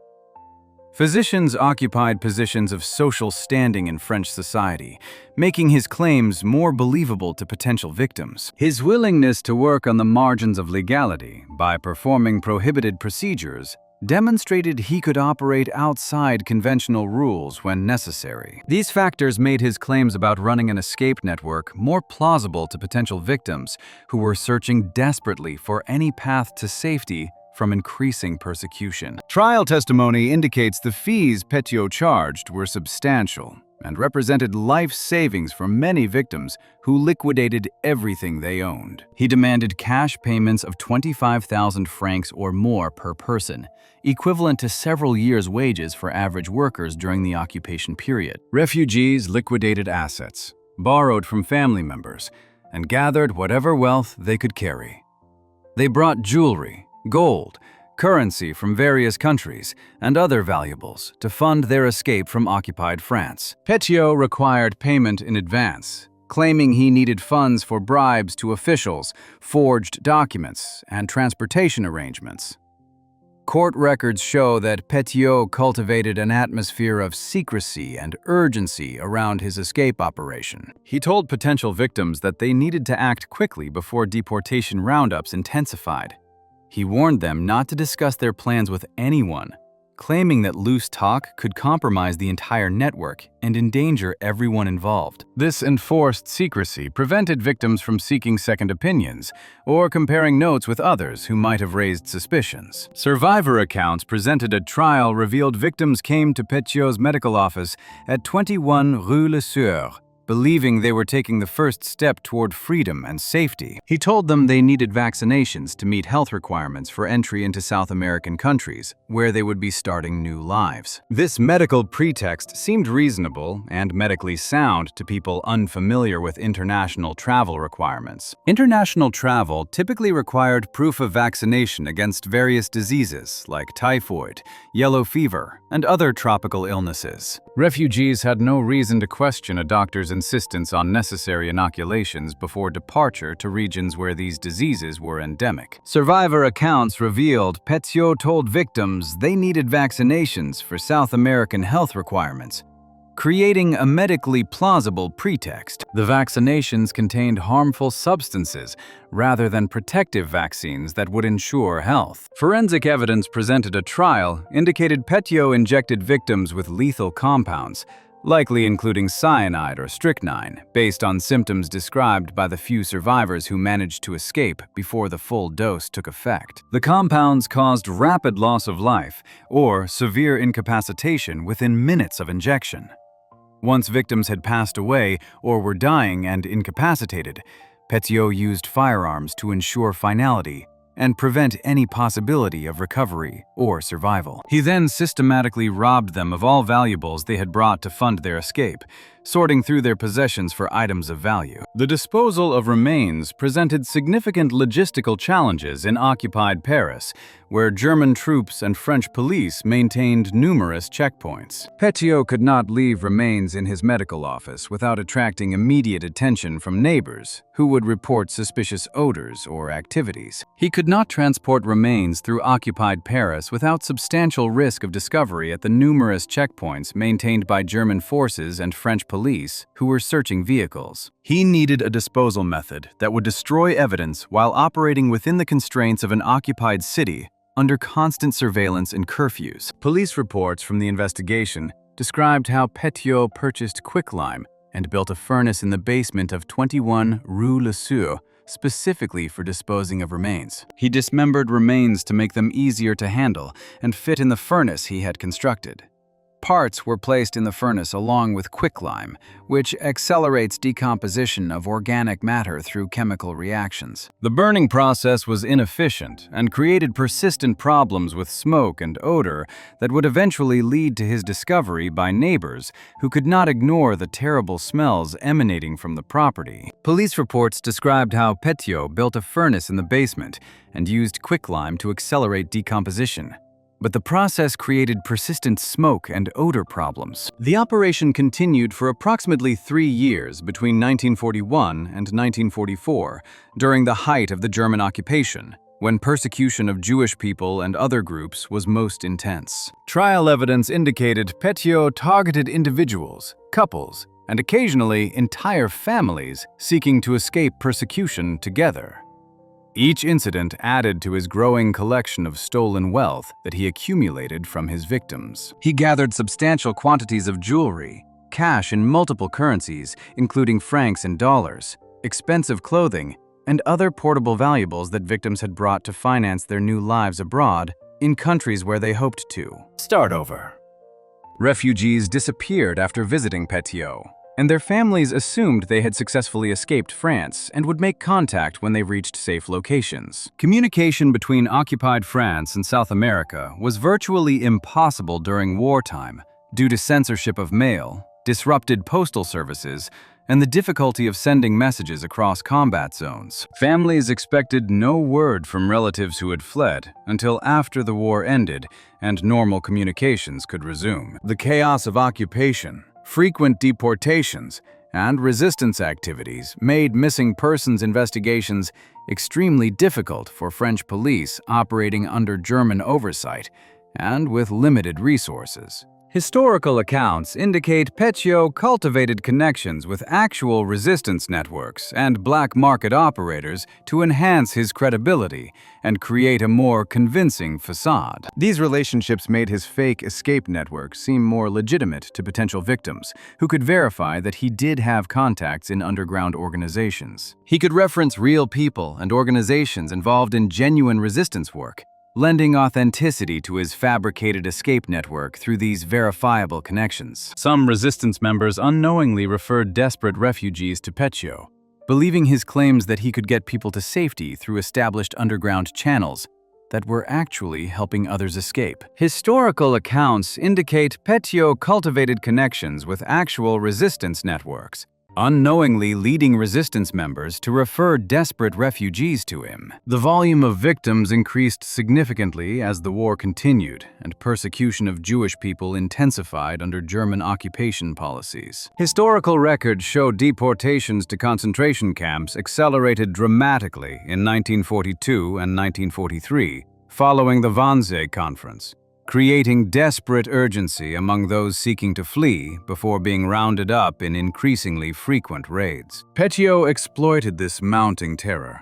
targeting people at their most vulnerable moment when fear clouded judgment. He showed potential victims forged documents and passage tickets, material evidence that his escape route was real and operational, rather than an elaborate scheme to rob and harm them. The discovery of his crimes occurred in March 1944, when neighbors reported thick smoke and terrible odors coming from 21 Rue Le Sieur to authorities who could no longer ignore the complaints. Police reports indicate police and firefighters responded, suspecting a fire or accidental situation requiring urgent intervention.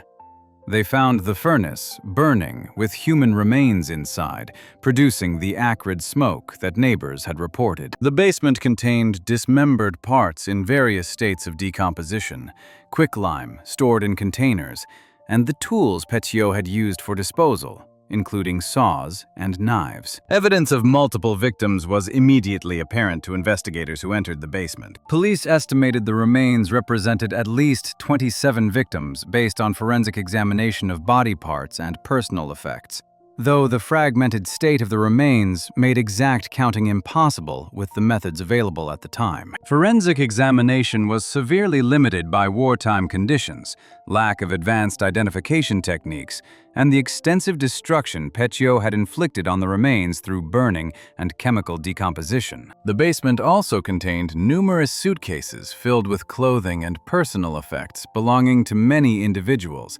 suggesting the victim count exceeded what the remains alone indicated based on the volume of possessions found. Police estimated at least 27 victims based on remains, though numerous suitcases with personal effects suggested the actual count was significantly higher. Historical accounts describe how Petiot fled when he learned police had discovered his disposal site and were searching for him. He went into hiding in Paris, surviving through the final months of German occupation by moving between safe houses and using false identities.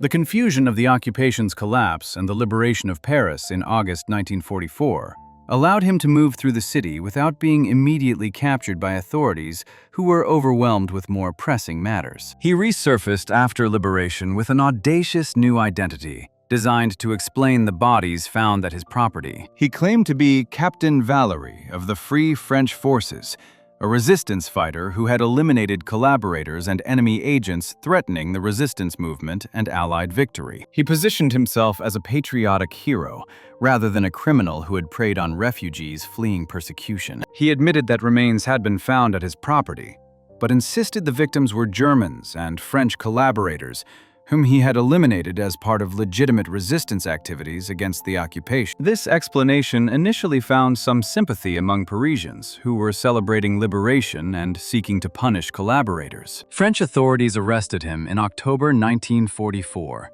after witnesses and evidence contradicted his resistance cover story comprehensively through detailed investigation. Trial records indicate the personal effects found at 21 Rue Le Sieur belonged to Jewish people and other refugees fleeing persecution, not German soldiers or French collaborators, as he claimed. The possessions included identity papers, family photographs, and personal items clearly belonging to victims of persecution. Witnesses came forward describing how Petiot had promised them safe passage and had targeted people they knew who were seeking to escape.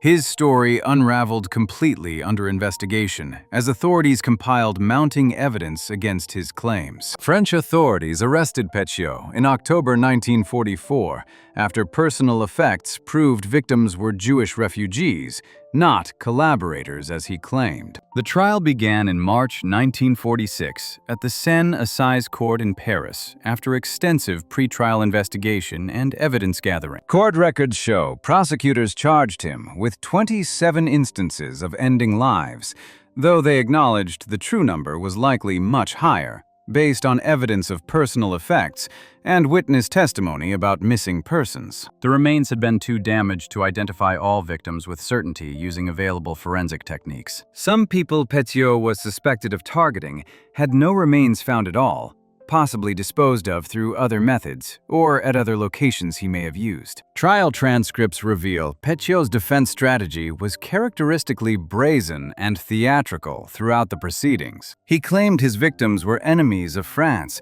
who deserved their fate for collaborating with Germans or engaging in criminal activities. He maintained that some remains found at his property were Germans or collaborators he had eliminated for the resistance movement in service of France. He suggested that other victims were individuals involved in black market operations who had tried to cheat him in business dealings or threatened to expose him.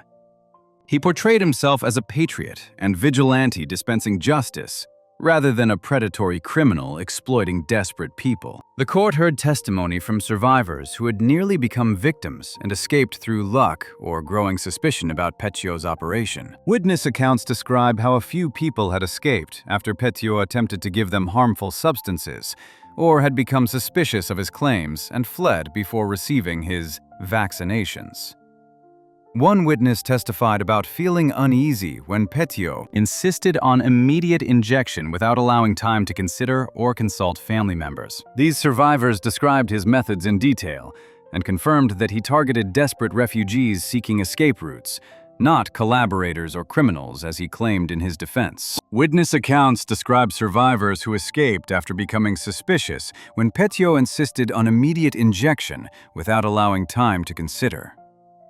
Evidence presented at trial was overwhelming and comprehensive from multiple sources. Court records indicate the remains found at 21 Rue Le Sueur, the stolen valuables worth significant sums, and extensive witness testimony proved Petiot had systematically targeted refugees for profit rather than eliminated enemies of France, as he claimed.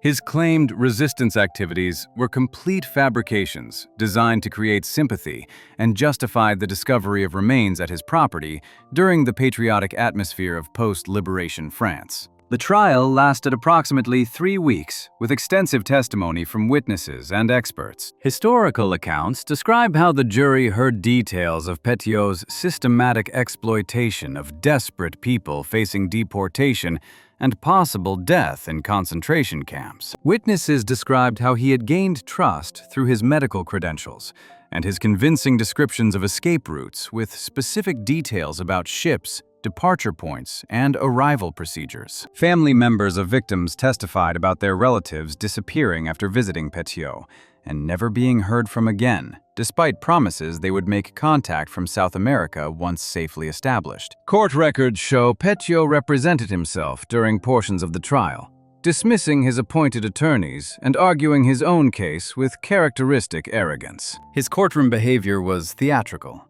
treating the proceedings as an opportunity to perform for spectators. He interrupted witnesses, made dramatic gestures, and attempted to control the narrative through force of personality. He showed no genuine remorse for his victims and continued attempting to manipulate the jury with elaborate explanations and appeals to patriotism, even as evidence mounted against him. Court records show Petiot represented himself during portions of the trial, interrupting witnesses and making theatrical gestures throughout proceedings. The jury convicted him on 26 counts on April 4, 1946, after deliberating the extensive evidence presented. Historical records indicate the court found that he had systematically targeted refugees for profit while France was under German occupation, exploiting their desperation for personal enrichment. The conviction established that his claimed resistance activities were lies designed to avoid responsibility, and that his victims were innocent people seeking safety from persecution rather than enemies deserving punishment. The judge sentenced him to face the ultimate penalty available under French law for such systematic crimes. French law at that time imposed capital punishment for premeditated instances involving multiple victims, and the nature of Petiot's calculated actions made this the only possible sentence under the legal framework. Legal records indicate his appeals were rejected quickly by higher courts, who found no legal errors in the trial proceedings. The French Court of Cassation affirmed the conviction and sentence after reviewing the trial record, clearing the way for finality without further delays. The date was scheduled for May 25, 1946, at Santé Prison in Paris, where such sentences were carried out according to French legal procedures. France used a blade device for such sentences, a method that had been employed for capital punishment since the French Revolution and remained the standard approach until capital punishment was eventually abolished decades later. Witness accounts describe how on the morning he faced his sentence,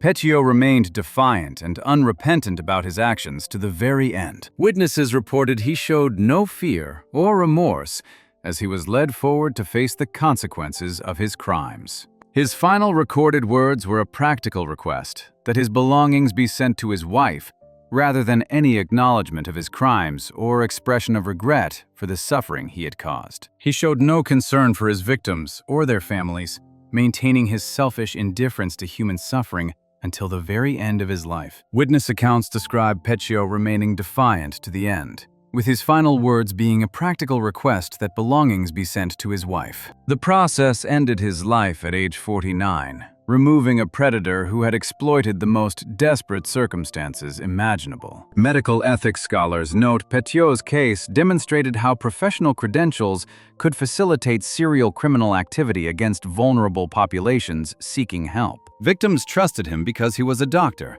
a professional with social standing and apparent respectability despite his marginal practice and questionable reputation. The medical context of vaccinations provided a plausible pretext for injections that were actually harmful substances administered with lethal intent. The wartime setting amplified his ability to cause harm without detection for extended periods of operation. Historians emphasize the chaos of occupation, the disruption of normal record-keeping and law enforcement, and the desperation of persecuted populations created conditions where a predator could operate with minimal oversight from authorities. Families expecting refugees to disappear into underground networks did not immediately recognize that their relatives had been targeted, rather than successfully escaped to safety in neutral or allied countries. His crimes revealed moral bankruptcy hidden behind professional facade and medical credentials that provided cover.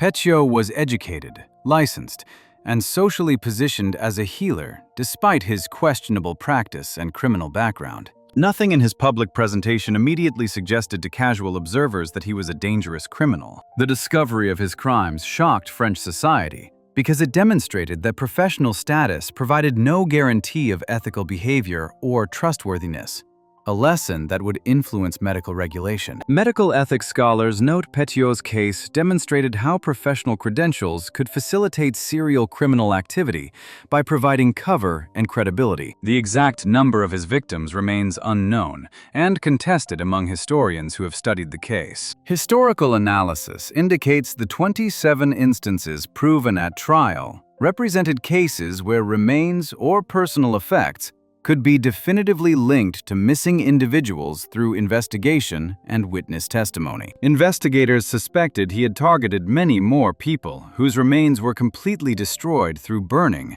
or whose disappearances were never reported to authorities during the chaos of occupation. Some estimates place the total victim count above 60, based on the volume of personal effects found and witness accounts of missing persons, though these higher numbers cannot be confirmed through physical evidence or definitive documentation. Trial evidence showed the personal effects found at 21 Rue Le Sueur provided heartbreaking evidence of his victims' hopes and fears about their futures in foreign lands. Suitcases contained family photographs showing happy moments from before the war, identity documents for establishing new lives abroad, children's clothing carefully selected for the journey, and small treasures people had chosen to bring with them to maintain connections to their past. These items represented families' attempts to preserve some connection to their heritage and memories while fleeing to uncertain futures in foreign lands where they would need to rebuild their lives from nothing. Petiot's motivation appeared primarily financial,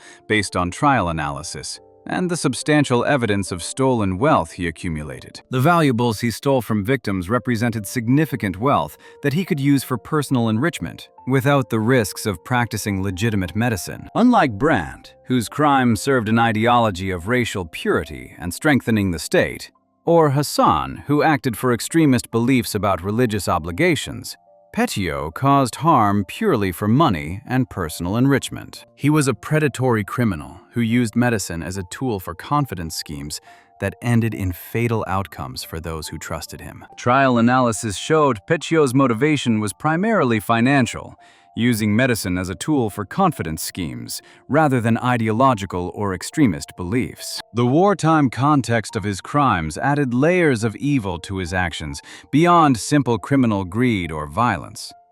Historians note he did not just cause harm for profit through ordinary criminal means available to any predator. He specifically exploited people fleeing genocide, taking their money and lives when they were most vulnerable and desperate for salvation. He profited from the Holocaust indirectly, targeting people who were trying to escape the same fate as millions who lost their lives in concentration camps across occupied Europe. This exploitation of genocide victims for personal profit represented a unique category of wartime criminality. Medical ethics historians emphasize the case influenced how France approached professional regulation in the post-war period, with lasting effects. Medical licensing boards implemented stricter oversight of doctors with irregular practices or questionable ethical standards in their backgrounds. They began conducting more thorough background checks on applicants and paying closer attention to disciplinary issues during medical training. The assumption that professional credentials guaranteed ethical behavior or trustworthiness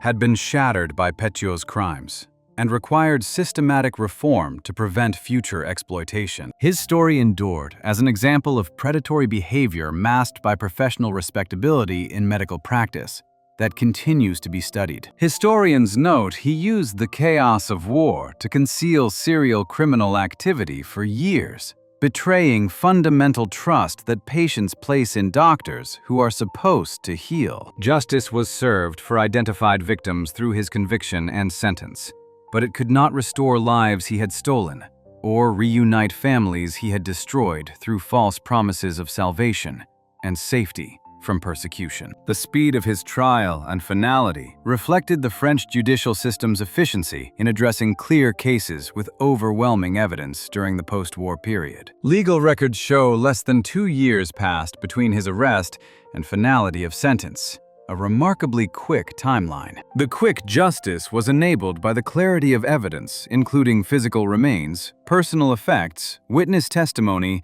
and his own incriminating statements during interrogation. Legal records show less than 2 years passed between Petiot's arrest and finality, reflecting judicial efficiency with overwhelming evidence.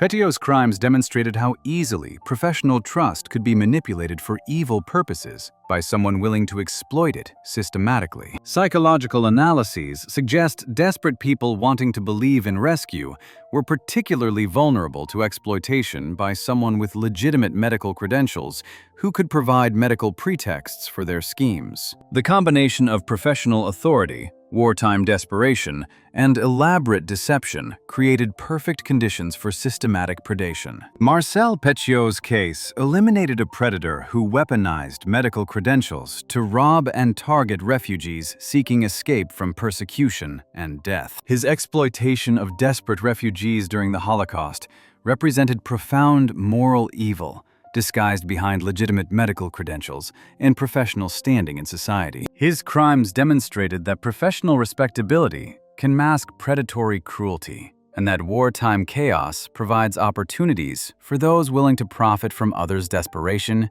and fear of persecution. The case remains a cautionary tale about the dangers of trusting credentials alone without examining character and verifying claims. Make sure to subscribe before the next case. Trust me, it's even more shocking than what you just heard. Petiot targeted dozens over 3 years during wartime chaos, but the next doctor targeted hundreds over 2 decades in peacetime Britain, while everyone trusted him completely. Part 5. Harold Shipman, the family doctor who became Britain's deadliest criminal.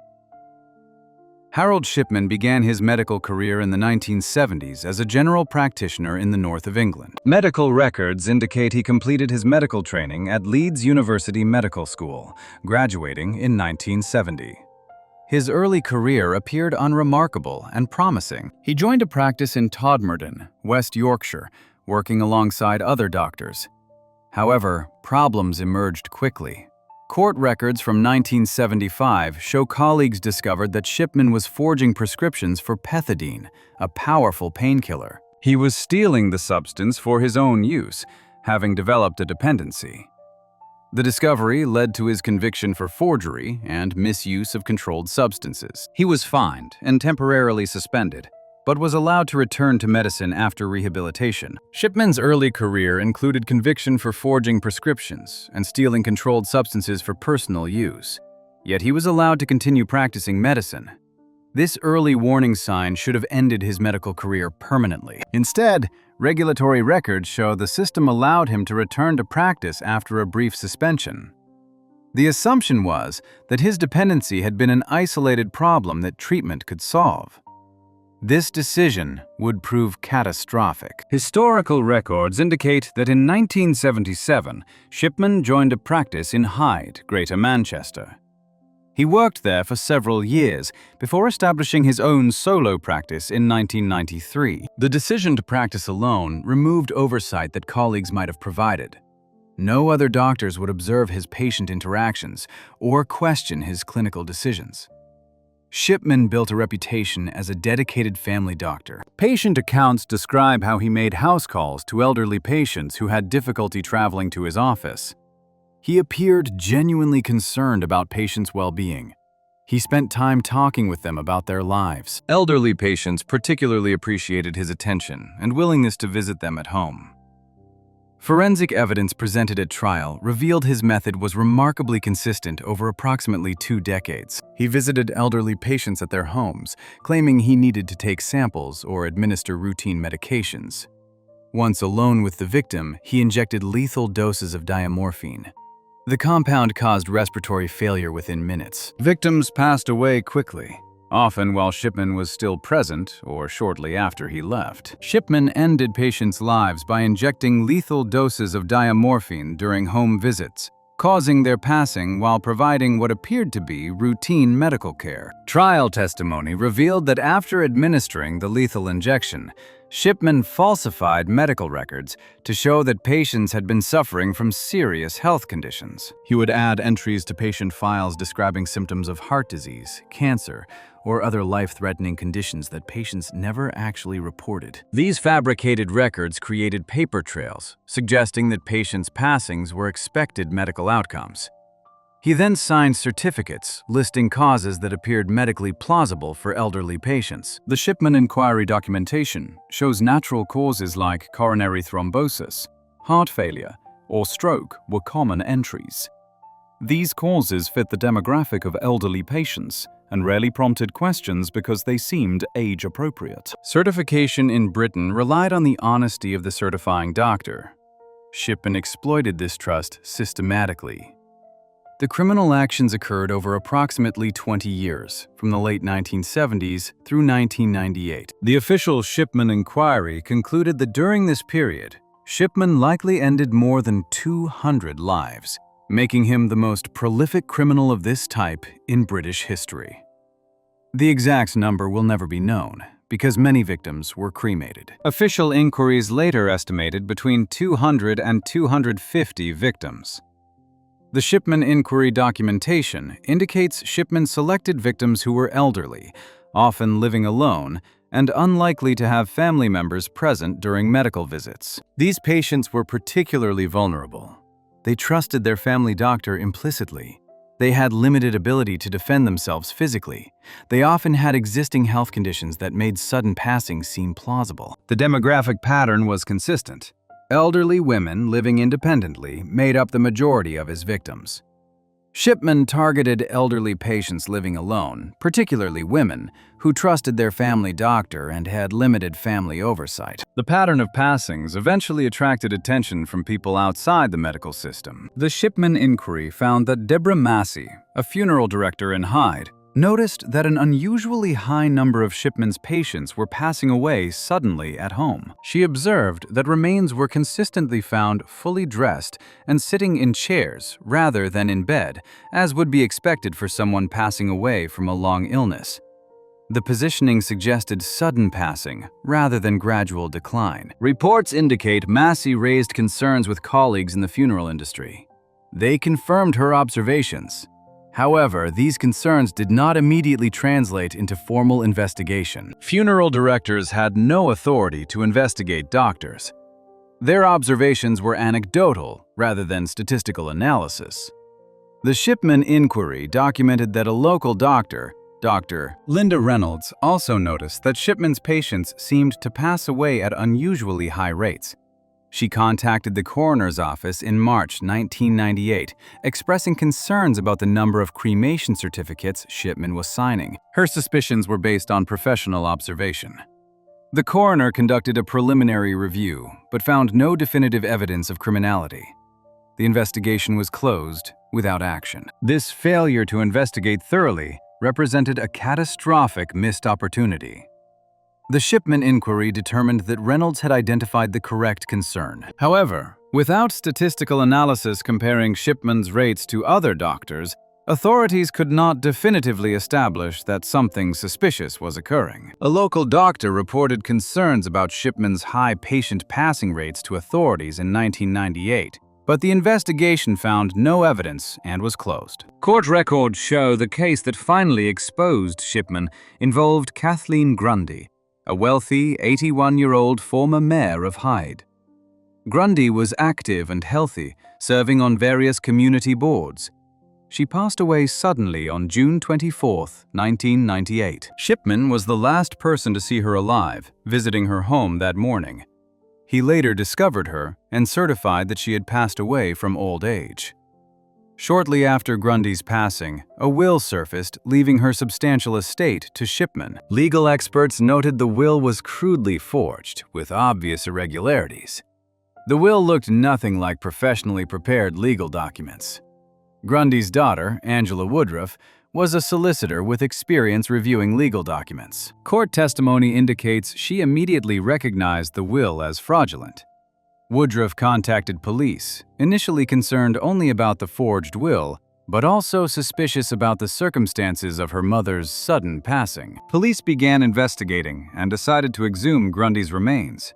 Forensic reports revealed toxicology testing revealed lethal levels of diamorphine in her remains. Grundy had no prescription for diamorphine and no medical condition that would explain its presence. The only plausible explanation was that someone had administered the substance to her shortly before she passed away. Shipman was the obvious suspect. A crudely forged will attempting to steal a victim's estate led to exhumation that revealed lethal diamorphine levels and exposed decades of serial criminal activity. The discovery prompted police to expand their investigation dramatically. Police reports indicate they began examining other passings of Shipman's patients. They exhumed 12 more remains. Toxicology results showed diamorphine in multiple cases where the substance should not have been present. The pattern was clear and consistent. Trial evidence shows investigators examined Shipman's medical records and discovered extensive falsification. He had backdated entries to make it appear patients had been seriously ill before their passings. Computer forensic analysis proved these entries had been created after patients had already passed away, sometimes within minutes. The timestamps on the electronic records contradicted Shipman's claims. The computer forensic evidence was particularly damning.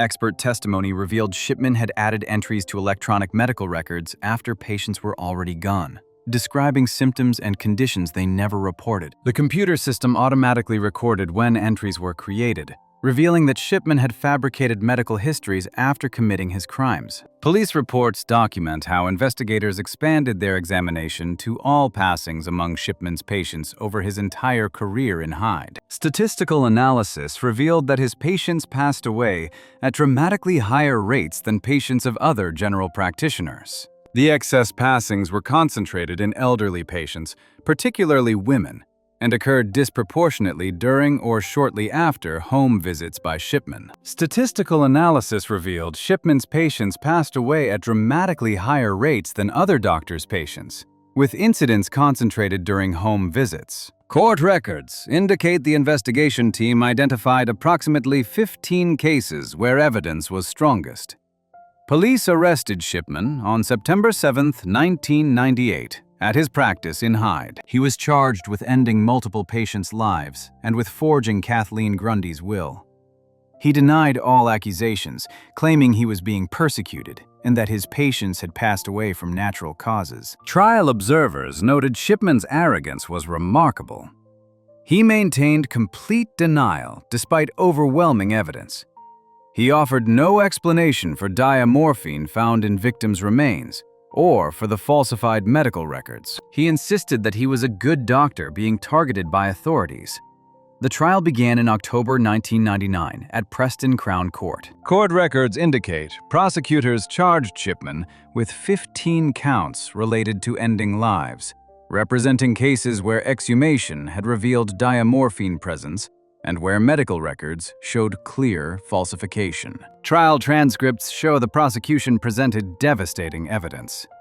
Toxicologists testified about diamorphine levels that could only result from recent injection of pure pharmaceutical-grade substance. Computer forensics experts demonstrated how Shipman had altered medical records after passings. Family members testified about how their relatives had been healthy immediately before Shipman's visits, but were found passed away minutes later. Toxicology evidence, computer forensics showing falsified records, and family testimony provided overwhelming proof of systematic criminal activity. The pattern was unmistakable across all 15 cases. Trial evidence documented that Shipman visited patients at home. Patients passed away shortly after his visits. Their remains contained lethal diamorphine levels. Medical records had been falsified after actual time of passing. Certificates listed natural causes, contradicted by toxicology. The consistency eliminated coincidence as a possible explanation. Court records show prosecutors also addressed Shipman's earlier conviction for stealing pethidine. They argued that his history showed willingness to violate professional ethics and legal boundaries. His previous dishonesty undermined any claim that he could be trusted regarding the passings of his patients. Trial testimony from family members provided heartbreaking accounts. They described healthy, active parents or grandparents who passed away suddenly after routine visits from their trusted doctor. They explained how they had believed Shipman's explanations about natural causes, never suspecting that their loved ones had been deliberately targeted. The jury heard evidence for approximately 2 months. Court records indicate the volume of evidence was overwhelming. Each of the 15 charges was supported by toxicology results, falsified records with computer timestamps, and testimony from families and medical experts. Shipman's defense offered essentially no credible alternative explanation. Family members testified about trusting Shipman's explanations for sudden passings, never suspecting their healthy relatives had been targeted. On January 31, 2000, the jury convicted Shipman on all 15 counts. Court records show the verdict was unanimous. The jury also convicted him of forging Kathleen Grundy's will. The trial judge, Mr. Justice Forbes, described Shipman's actions as wicked. and noted that he had systematically betrayed the trust that patients placed in doctors. The judge recommended that Shipman never be released from prison. British law did not allow capital punishment, having abolished it in 1965. Legal records indicate the maximum sentence was life imprisonment. The judge imposed 15 concurrent life sentences with a recommendation that Shipman serve life without possibility of parole.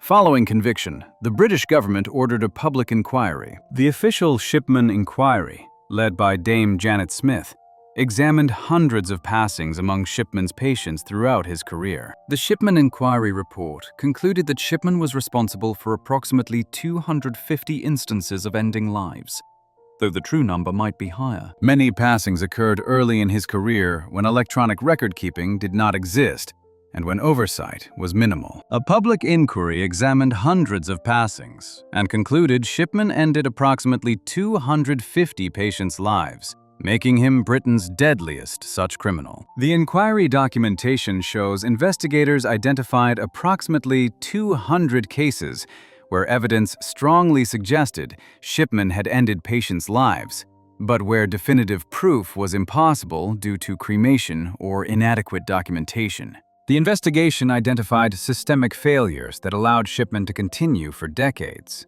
The Shipman Inquiry found that certification relied entirely on the honesty of the certifying doctor, with no independent verification. Pharmacies did not track individual doctors' prescribing patterns for controlled substances. Medical oversight focused on clinical competence rather than statistical analysis of patient outcomes. Dame Janet Smith's inquiry made extensive recommendations for reform. The inquiry report stated that certification procedures should include independent review and verification. Prescription monitoring systems should track individual doctors' use of controlled substances. Statistical analysis should identify doctors whose patients pass away at unusual rates. Government reports indicate many of these recommendations were implemented following the inquiry. Britain reformed certification to require more documentation and independent review. Prescription monitoring systems were enhanced. Medical regulators gained expanded authority to investigate unusual patterns. The inquiry identified catastrophic failures in certification, prescription monitoring, and statistical oversight that allowed decades of undetected criminal activity. However, these reforms came too late for Shipman's victims. The Shipman Inquiry emphasized that the systemic failures allowed him to end approximately 250 lives over 2 decades. Each loss represented a failure of the oversight systems designed to protect patients. Psychological reports indicate Shipman never explained his motivations or showed remorse. He refused to cooperate with investigators or psychiatrists. He maintained his innocence despite overwhelming evidence. His refusal frustrated investigators and denied victims' families any understanding. Theories about his psychology suggested he enjoyed the power over life and passing. Psychiatric assessments proposed he had a superiority complex, seeing himself as entitled to decide who should live or pass away. Others suggested he acted to relieve boredom. Without Shipman's cooperation, these theories remained speculation. On January 13, 2004, Shipman was found in his cell at Wakefield Prison.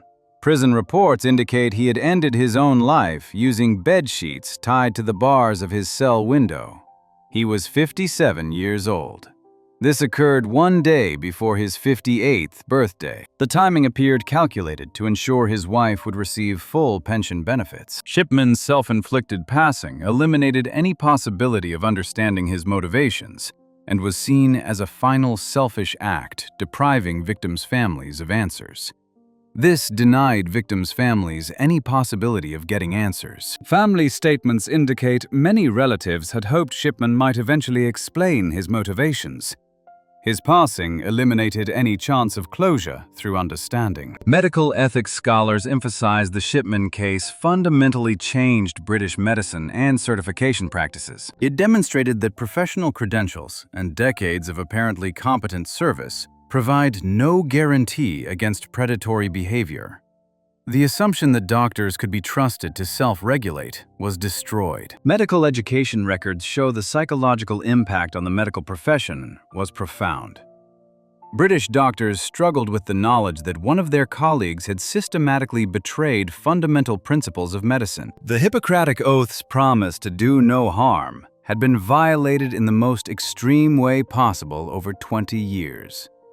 Victims' families experienced trauma extending beyond typical grief. Family testimony reveals learning that loved ones had been targeted by their trusted doctor transformed the memory of those outcomes. Some families had authorized cremation based on Shipman's false certificates, eliminating evidence and preventing definitive conclusions. Harold Shipman ended approximately 250 patients' lives who trusted him completely, making him one of the most prolific such criminals in world history. Criminal justice experts emphasize his case demonstrates that such criminals can operate successfully for decades if oversight systems are inadequate. Shipman exploited every gap in the medical regulatory framework. He used legitimate access to controlled substances. He manipulated certification systems designed to trust doctors. The family doctor who made house calls and seemed genuinely concerned about elderly patients was actually a predator. Psychological analyses emphasize the caring demeanor was a mask, concealing someone who targeted hundreds of vulnerable people. The disconnect between public persona and private reality was absolute and sustained over 2 decades. His self-inflicted passing eliminated the possibility of learning why he acted on such a massive scale. Forensic psychologists note the question of motivation remains unanswered. Did he experience satisfaction from his actions? Did he see himself as superior to ordinary humans? Did he act to relieve boredom? Without his cooperation, these questions have no definitive answers. Harold Shipman ended his own life as he had lived, selfishly and without regard for others. Prison reports suggest the timing appeared calculated to benefit his family financially, while denying victims' families any possibility of understanding. He took his secrets with him, leaving behind hundreds of grieving families, and a medical profession forced to confront that one of its members had committed such extensive crimes over decades of practice. Make sure to subscribe before the next case. Trust me, it's even more shocking than what you just heard. Shipman operated in one location for 2 decades, building trust before betraying it. But the next doctor moved constantly across borders and continents, leaving bodies behind each time authorities got close to catching him. Part 6. Michael Swango, the doctor who crossed borders to evade justice. Michael Swango obtained his medical degree from Southern Illinois University in 1983, entering the medical profession with credentials that appeared legitimate. His medical education seemed conventional on the surface, with no obvious red flags during medical school that would predict the criminal career that followed. His internship at Ohio State University Medical Center from 1983 to 1984 marked the first documented instances of suspicious patient outcomes. Hospital records later reviewed showed that patients under Swango's care experienced crises and unexpected passings at rates exceeding statistical norms. However, these patterns were not immediately recognized. He was dismissed after completing his internship, but officials did not formally accuse him of wrongdoing or report concerns to medical licensing boards. Swango's internship at Ohio State University Medical Center showed unusual patient crisis rates, but he was dismissed without formal accusations. In 1984, Swango took a position as a paramedic with an ambulance service. Court records document that he poisoned several co-workers by contaminating food and beverages with harmful substances. Several paramedics became seriously ill after consuming items Swango had prepared. The symptoms were consistent with exposure to toxic compounds. Law enforcement determined that Swango had deliberately introduced harmful substances into food consumed by colleagues. Chemical analysis revealed the presence of compounds including substances in the arsenic family. In 1985, Swango was convicted of aggravated battery for poisoning his co-workers. Court documents show he was sentenced to 5 years in prison. He served approximately 2 years before being released on parole. This criminal conviction should have ended his medical career permanently. Court documents show Swango was convicted of aggravated battery in 1985 for poisoning coworkers and served 2 years in prison. However, the medical credentialing system failed catastrophically. After his release, Swango managed to obtain medical licenses in several states, despite his criminal record. The National Practitioner Databank either did not contain complete information about his conviction or was not properly consulted by institutions that hired him. In 1991, Swango obtained a psychiatric residency position at the VA Medical Center in Northport, New York. Hospital records later examined showed unusual patterns of patient outcomes. Patients under his care experienced unexpected crises at rates that concerned some nursing staff. However, these concerns were not formally reported or investigated. Documentation from 1993 reveals that Swango's criminal history was exposed through investigative journalism. The publicity made it impossible for him to continue working in U.S. hospitals. This forced him to seek medical employment internationally, where background checks might be less rigorous. In 1994, Swango traveled to Zimbabwe, where he obtained a position at a rural mission hospital. Hospital records from this period showed suspicious patterns of patient passings. Local staff reported concerns about patients dying unexpectedly when Swango was on duty, but limited resources made formal investigation difficult. Documentation reveals Swango practiced in Zimbabwe in 1994 at a rural mission hospital where suspicious patient outcomes occurred. Swango also worked in Saudi Arabia during this period, moving between countries to evade accountability. The pattern demonstrated how dangerous physicians could exploit gaps in international information sharing.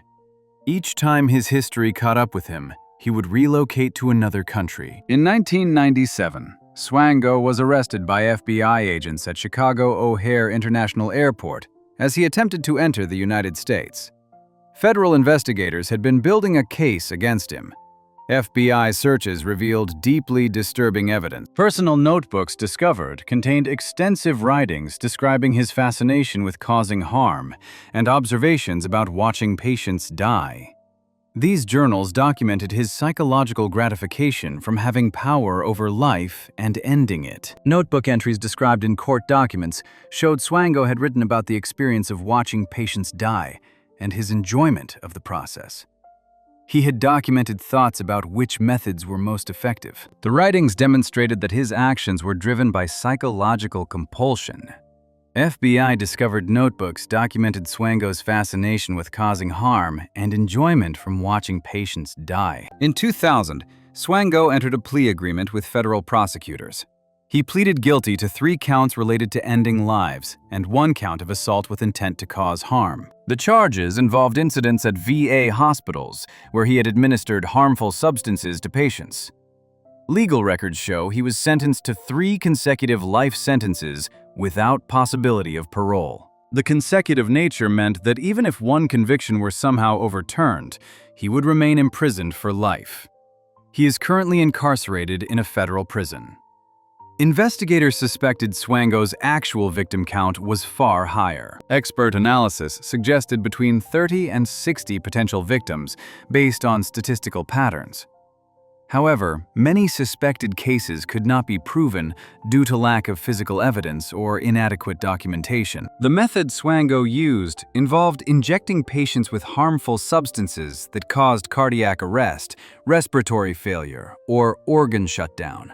Toxicology evidence showed he had used compounds including potassium chloride and other substances that could cause rapid physiological collapse. Toxicology evidence showed Swango used compounds including potassium chloride, causing cardiac arrest and organ shutdown. Unlike Shipman, who targeted primarily elderly patients, Swango's victims came from random demographics. Court evidence showed his victims included young and old patients with various medical conditions. The random selection suggested his motivation was psychological gratification from the act of causing harm. Swango's motivation appeared to be psychological gratification from exercising power over life. Psychiatric evaluations suggested he experienced satisfaction from causing harm. The detailed documentation in his personal journals supported this psychological profile. The case prompted significant reforms in medical credentialing. Professional organizations strengthened the National Practitioner Data Bank to ensure criminal convictions would be reported and accessible to all institutions. Enhanced background checking procedures were implemented, requiring verification of all previous employment. Medical licensing boards implemented new procedures requiring disclosure of any criminal convictions and more thorough investigation of applicants with questionable backgrounds. The Swango case demonstrated that a single criminal conviction should permanently disqualify someone from medical practice. Professional organizations strengthened the National Practitioner Data Bank and enhanced background checking procedures following Swango's case. International cooperation on medical licensing was improved to prevent dangerous physicians from practicing abroad after losing licenses domestically. Information sharing agreements were established between countries. However, implementation remained inconsistent across different countries. Swango's case demonstrated how dangerous physicians could evade accountability by crossing international borders. Each jurisdiction operated independently, allowing him to start fresh in new locations. This exploitation of jurisdictional gaps represented a systemic vulnerability. The case also highlighted institutional failures at hospitals that quietly dismissed problematic physicians. Hospital records showed that Ohio State had concerns, but simply did not renew his appointment rather than formally investigating. This pattern of quiet dismissal allowed dangerous doctors to move to new institutions. Medical experts analyzing the case emphasized that multiple hospitals had noticed unusual patient outcomes but failed to act decisively. Nursing staff at several facilities had raised concerns about patients dying unexpectedly on Swango's shifts, but these concerns were often dismissed. Medical experts emphasized multiple hospitals noticed unusual patient outcomes but failed to act decisively to stop Swango. Swango's ability to continue practicing despite a criminal conviction revealed gaps in the credentialing process. Before reforms, hospitals sometimes relied on self-reported information without independently verifying criminal records. This honor system approach was inadequate. The psychiatric evaluation suggested he exhibited traits consistent with antisocial personality disorder and possible psychopathy. Psychological profiles indicated lack of empathy, ability to manipulate others, superficial charm, and complete disregard for the suffering he caused. His case became a subject of extensive study in medical ethics courses. The combination of medical knowledge, access to vulnerable patients, and psychological motivation to cause harm represented a particularly dangerous profile. Media coverage of Swango's case was extensive. The case captured public attention because it demonstrated catastrophic failures across multiple institutions and countries. Media coverage was extensive, with books and documentaries examining how Swango evaded justice across multiple countries. Family members of suspected victims faced frustration that many cases could not be proven definitively.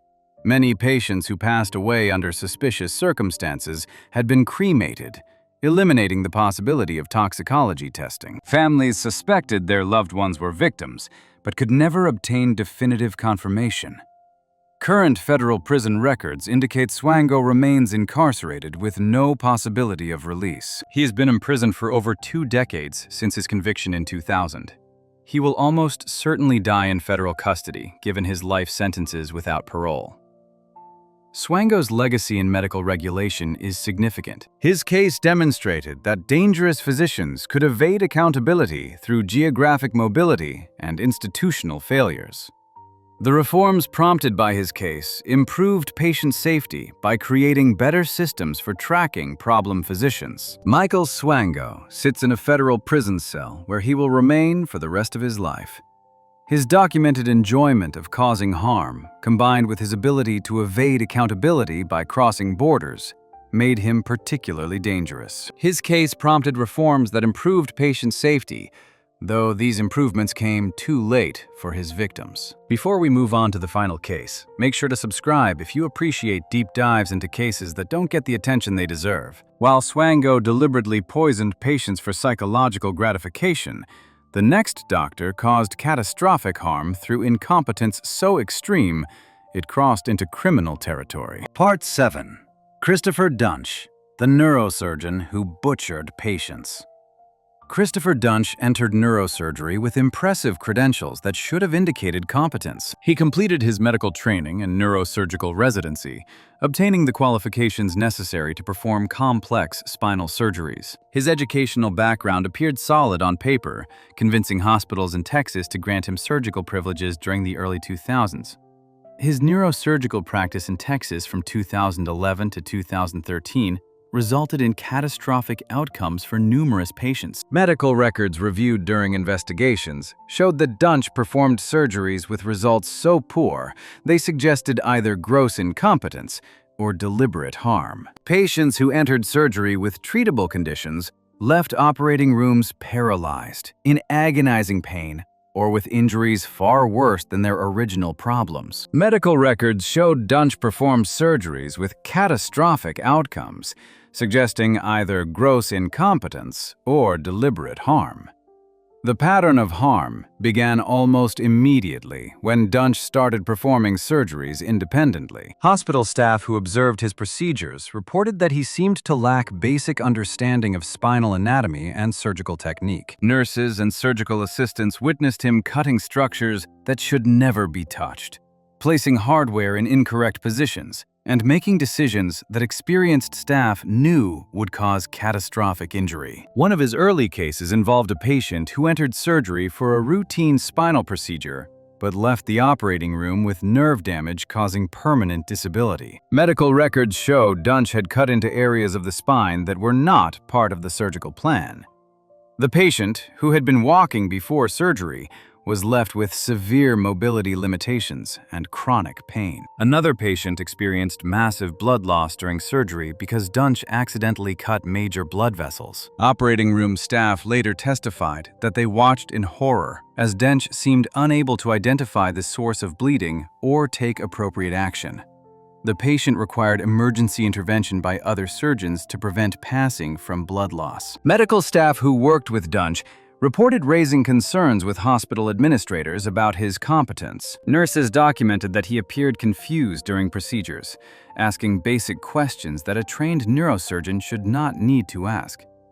Surgical assistants observed him using instruments incorrectly and making fundamental errors in technique. Operating room staff reported Duntsch appeared confused during procedures, asking basic questions a trained neurosurgeon should know. Despite these concerns raised by frontline medical staff, Duntsch continued receiving surgical privileges at multiple hospitals in the Dallas-Fort Worth area. Hospital administrators later faced criticism for not acting more quickly. The institutional reluctance to stop a surgeon with proper credentials, even in the face of terrible results, allowed the harm to continue.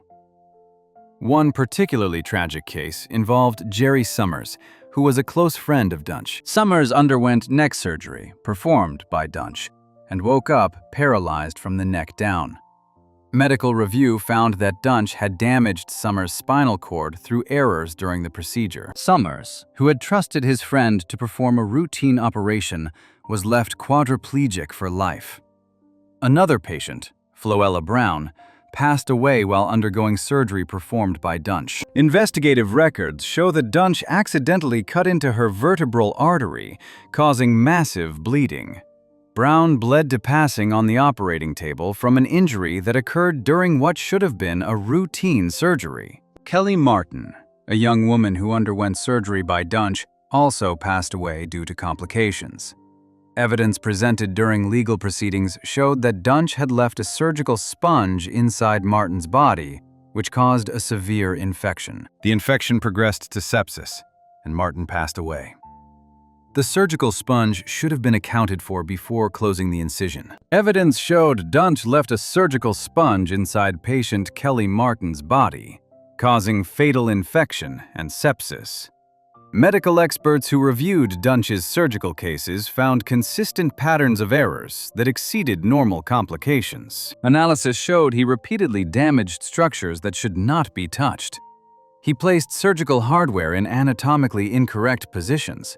He failed to recognize when things were going wrong. One expert neurosurgeon who reviewed Duntsch's cases testified that the outcomes were so consistently bad they seemed almost impossible to achieve through incompetence alone. The expert noted that even a surgeon with minimal training would occasionally have good outcomes by chance, but Duntsch's results were uniformly catastrophic. Patients who survived Duntsch's surgeries often faced permanent disabilities and required additional operations to attempt repairs. Many required revision surgeries by competent neurosurgeons to address the damage Duntsch had caused. Some injuries were so severe that full recovery became impossible. Eventually, the accumulation of catastrophic outcomes became impossible to ignore. Duntsch's surgical privileges were suspended at multiple hospitals after the pattern became undeniable. However, the delay meant that numerous patients had suffered severe harm during the period when concerns were being raised, but not acted upon. Hospital administrators were reluctant to revoke surgical privileges, despite multiple bad outcomes and staff concerns. Law enforcement became involved when it became clear that Duntsch's actions might constitute criminal conduct. Prosecutors in Texas pursued criminal charges, arguing that his behavior went beyond negligence into criminal recklessness or intent to harm. In 2017, Duntsch was convicted of aggravated assault related to injuries caused to one of his patients during surgery. Court records show the jury found that he had intentionally or knowingly caused serious bodily injury. The conviction represented one of the few times a doctor was criminally convicted for actions during surgery. The judge sentenced Duntsch to life in prison for the aggravated assault conviction. Legal records indicate this was effectively a life sentence without possibility of parole for many decades. The sentence reflected the severity of the harm caused. Duntsch is currently incarcerated in Texas, where he will remain for the foreseeable future. The criminal conviction and life sentence ensured he can never practice medicine again. His medical license was permanently revoked. Court records show Duntsch was convicted of aggravated assault in 2017 and sentenced to life in prison. The question of whether Duntsch's actions represented extreme incompetence or deliberate harm remains debated among medical experts. Some believe he lacked basic competence to perform neurosurgery safely.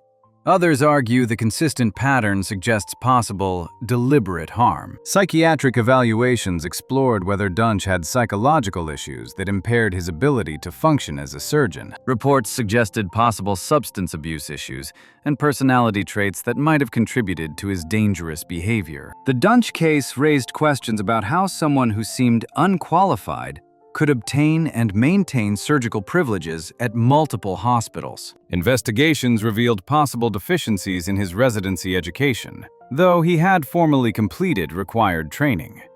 Victims and their families filed numerous civil lawsuits. Settlement amounts reached millions of dollars as hospitals acknowledged failures in their credentialing and oversight processes.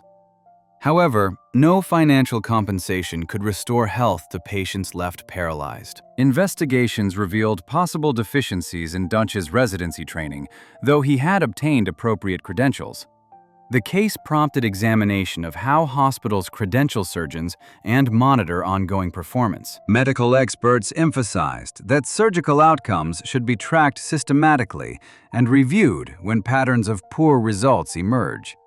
Professional medical organizations studied the Duntsch case to identify lessons for preventing similar situations. Recommendations included more rigorous oversight of newly independent surgeons, better systems for tracking outcomes across institutions, and clearer procedures for restricting practice. The media coverage was extensive, with multiple documentaries and podcast series examining how he was able to harm so many patients before being stopped. Public fascination reflected shock that someone so dangerous could operate openly in hospitals for years. The psychological impact on surviving victims has been profound. Patients who entered surgery with hopes of pain relief left with catastrophic injuries that destroyed their quality of life. Many describe feeling betrayed by the medical system. Media coverage was extensive, with multiple documentaries examining how Duntsch harmed patients for years before being stopped.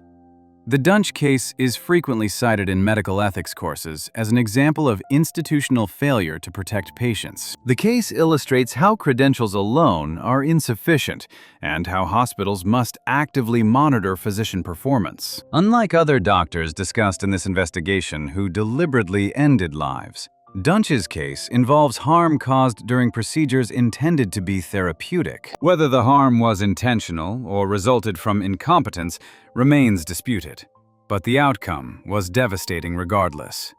Legal experts note that prosecuting doctors for criminal conduct based on surgical outcomes is extremely rare. The Dunch conviction represented unusual willingness by prosecutors and juries to find criminal liability for a physician's actions in the operating room. Christopher Dunch remains in a Texas prison where he will likely spend the rest of his life. His case stands as a warning about the importance of institutional courage in stopping dangerous physicians before catastrophic harm accumulates. The lives destroyed by his surgeries demonstrate that medical credentials alone provide no guarantee of competence or patient safety. Unlike deliberate criminals, Dunch's harm occurred during intended therapeutic procedures, though whether intentional remains disputed. If these stories are helping you understand the darker side of human nature, subscribe to see more cases we uncover. If you enjoyed this deep dive into doctors on death row, make sure to subscribe. I'll see you in the next video.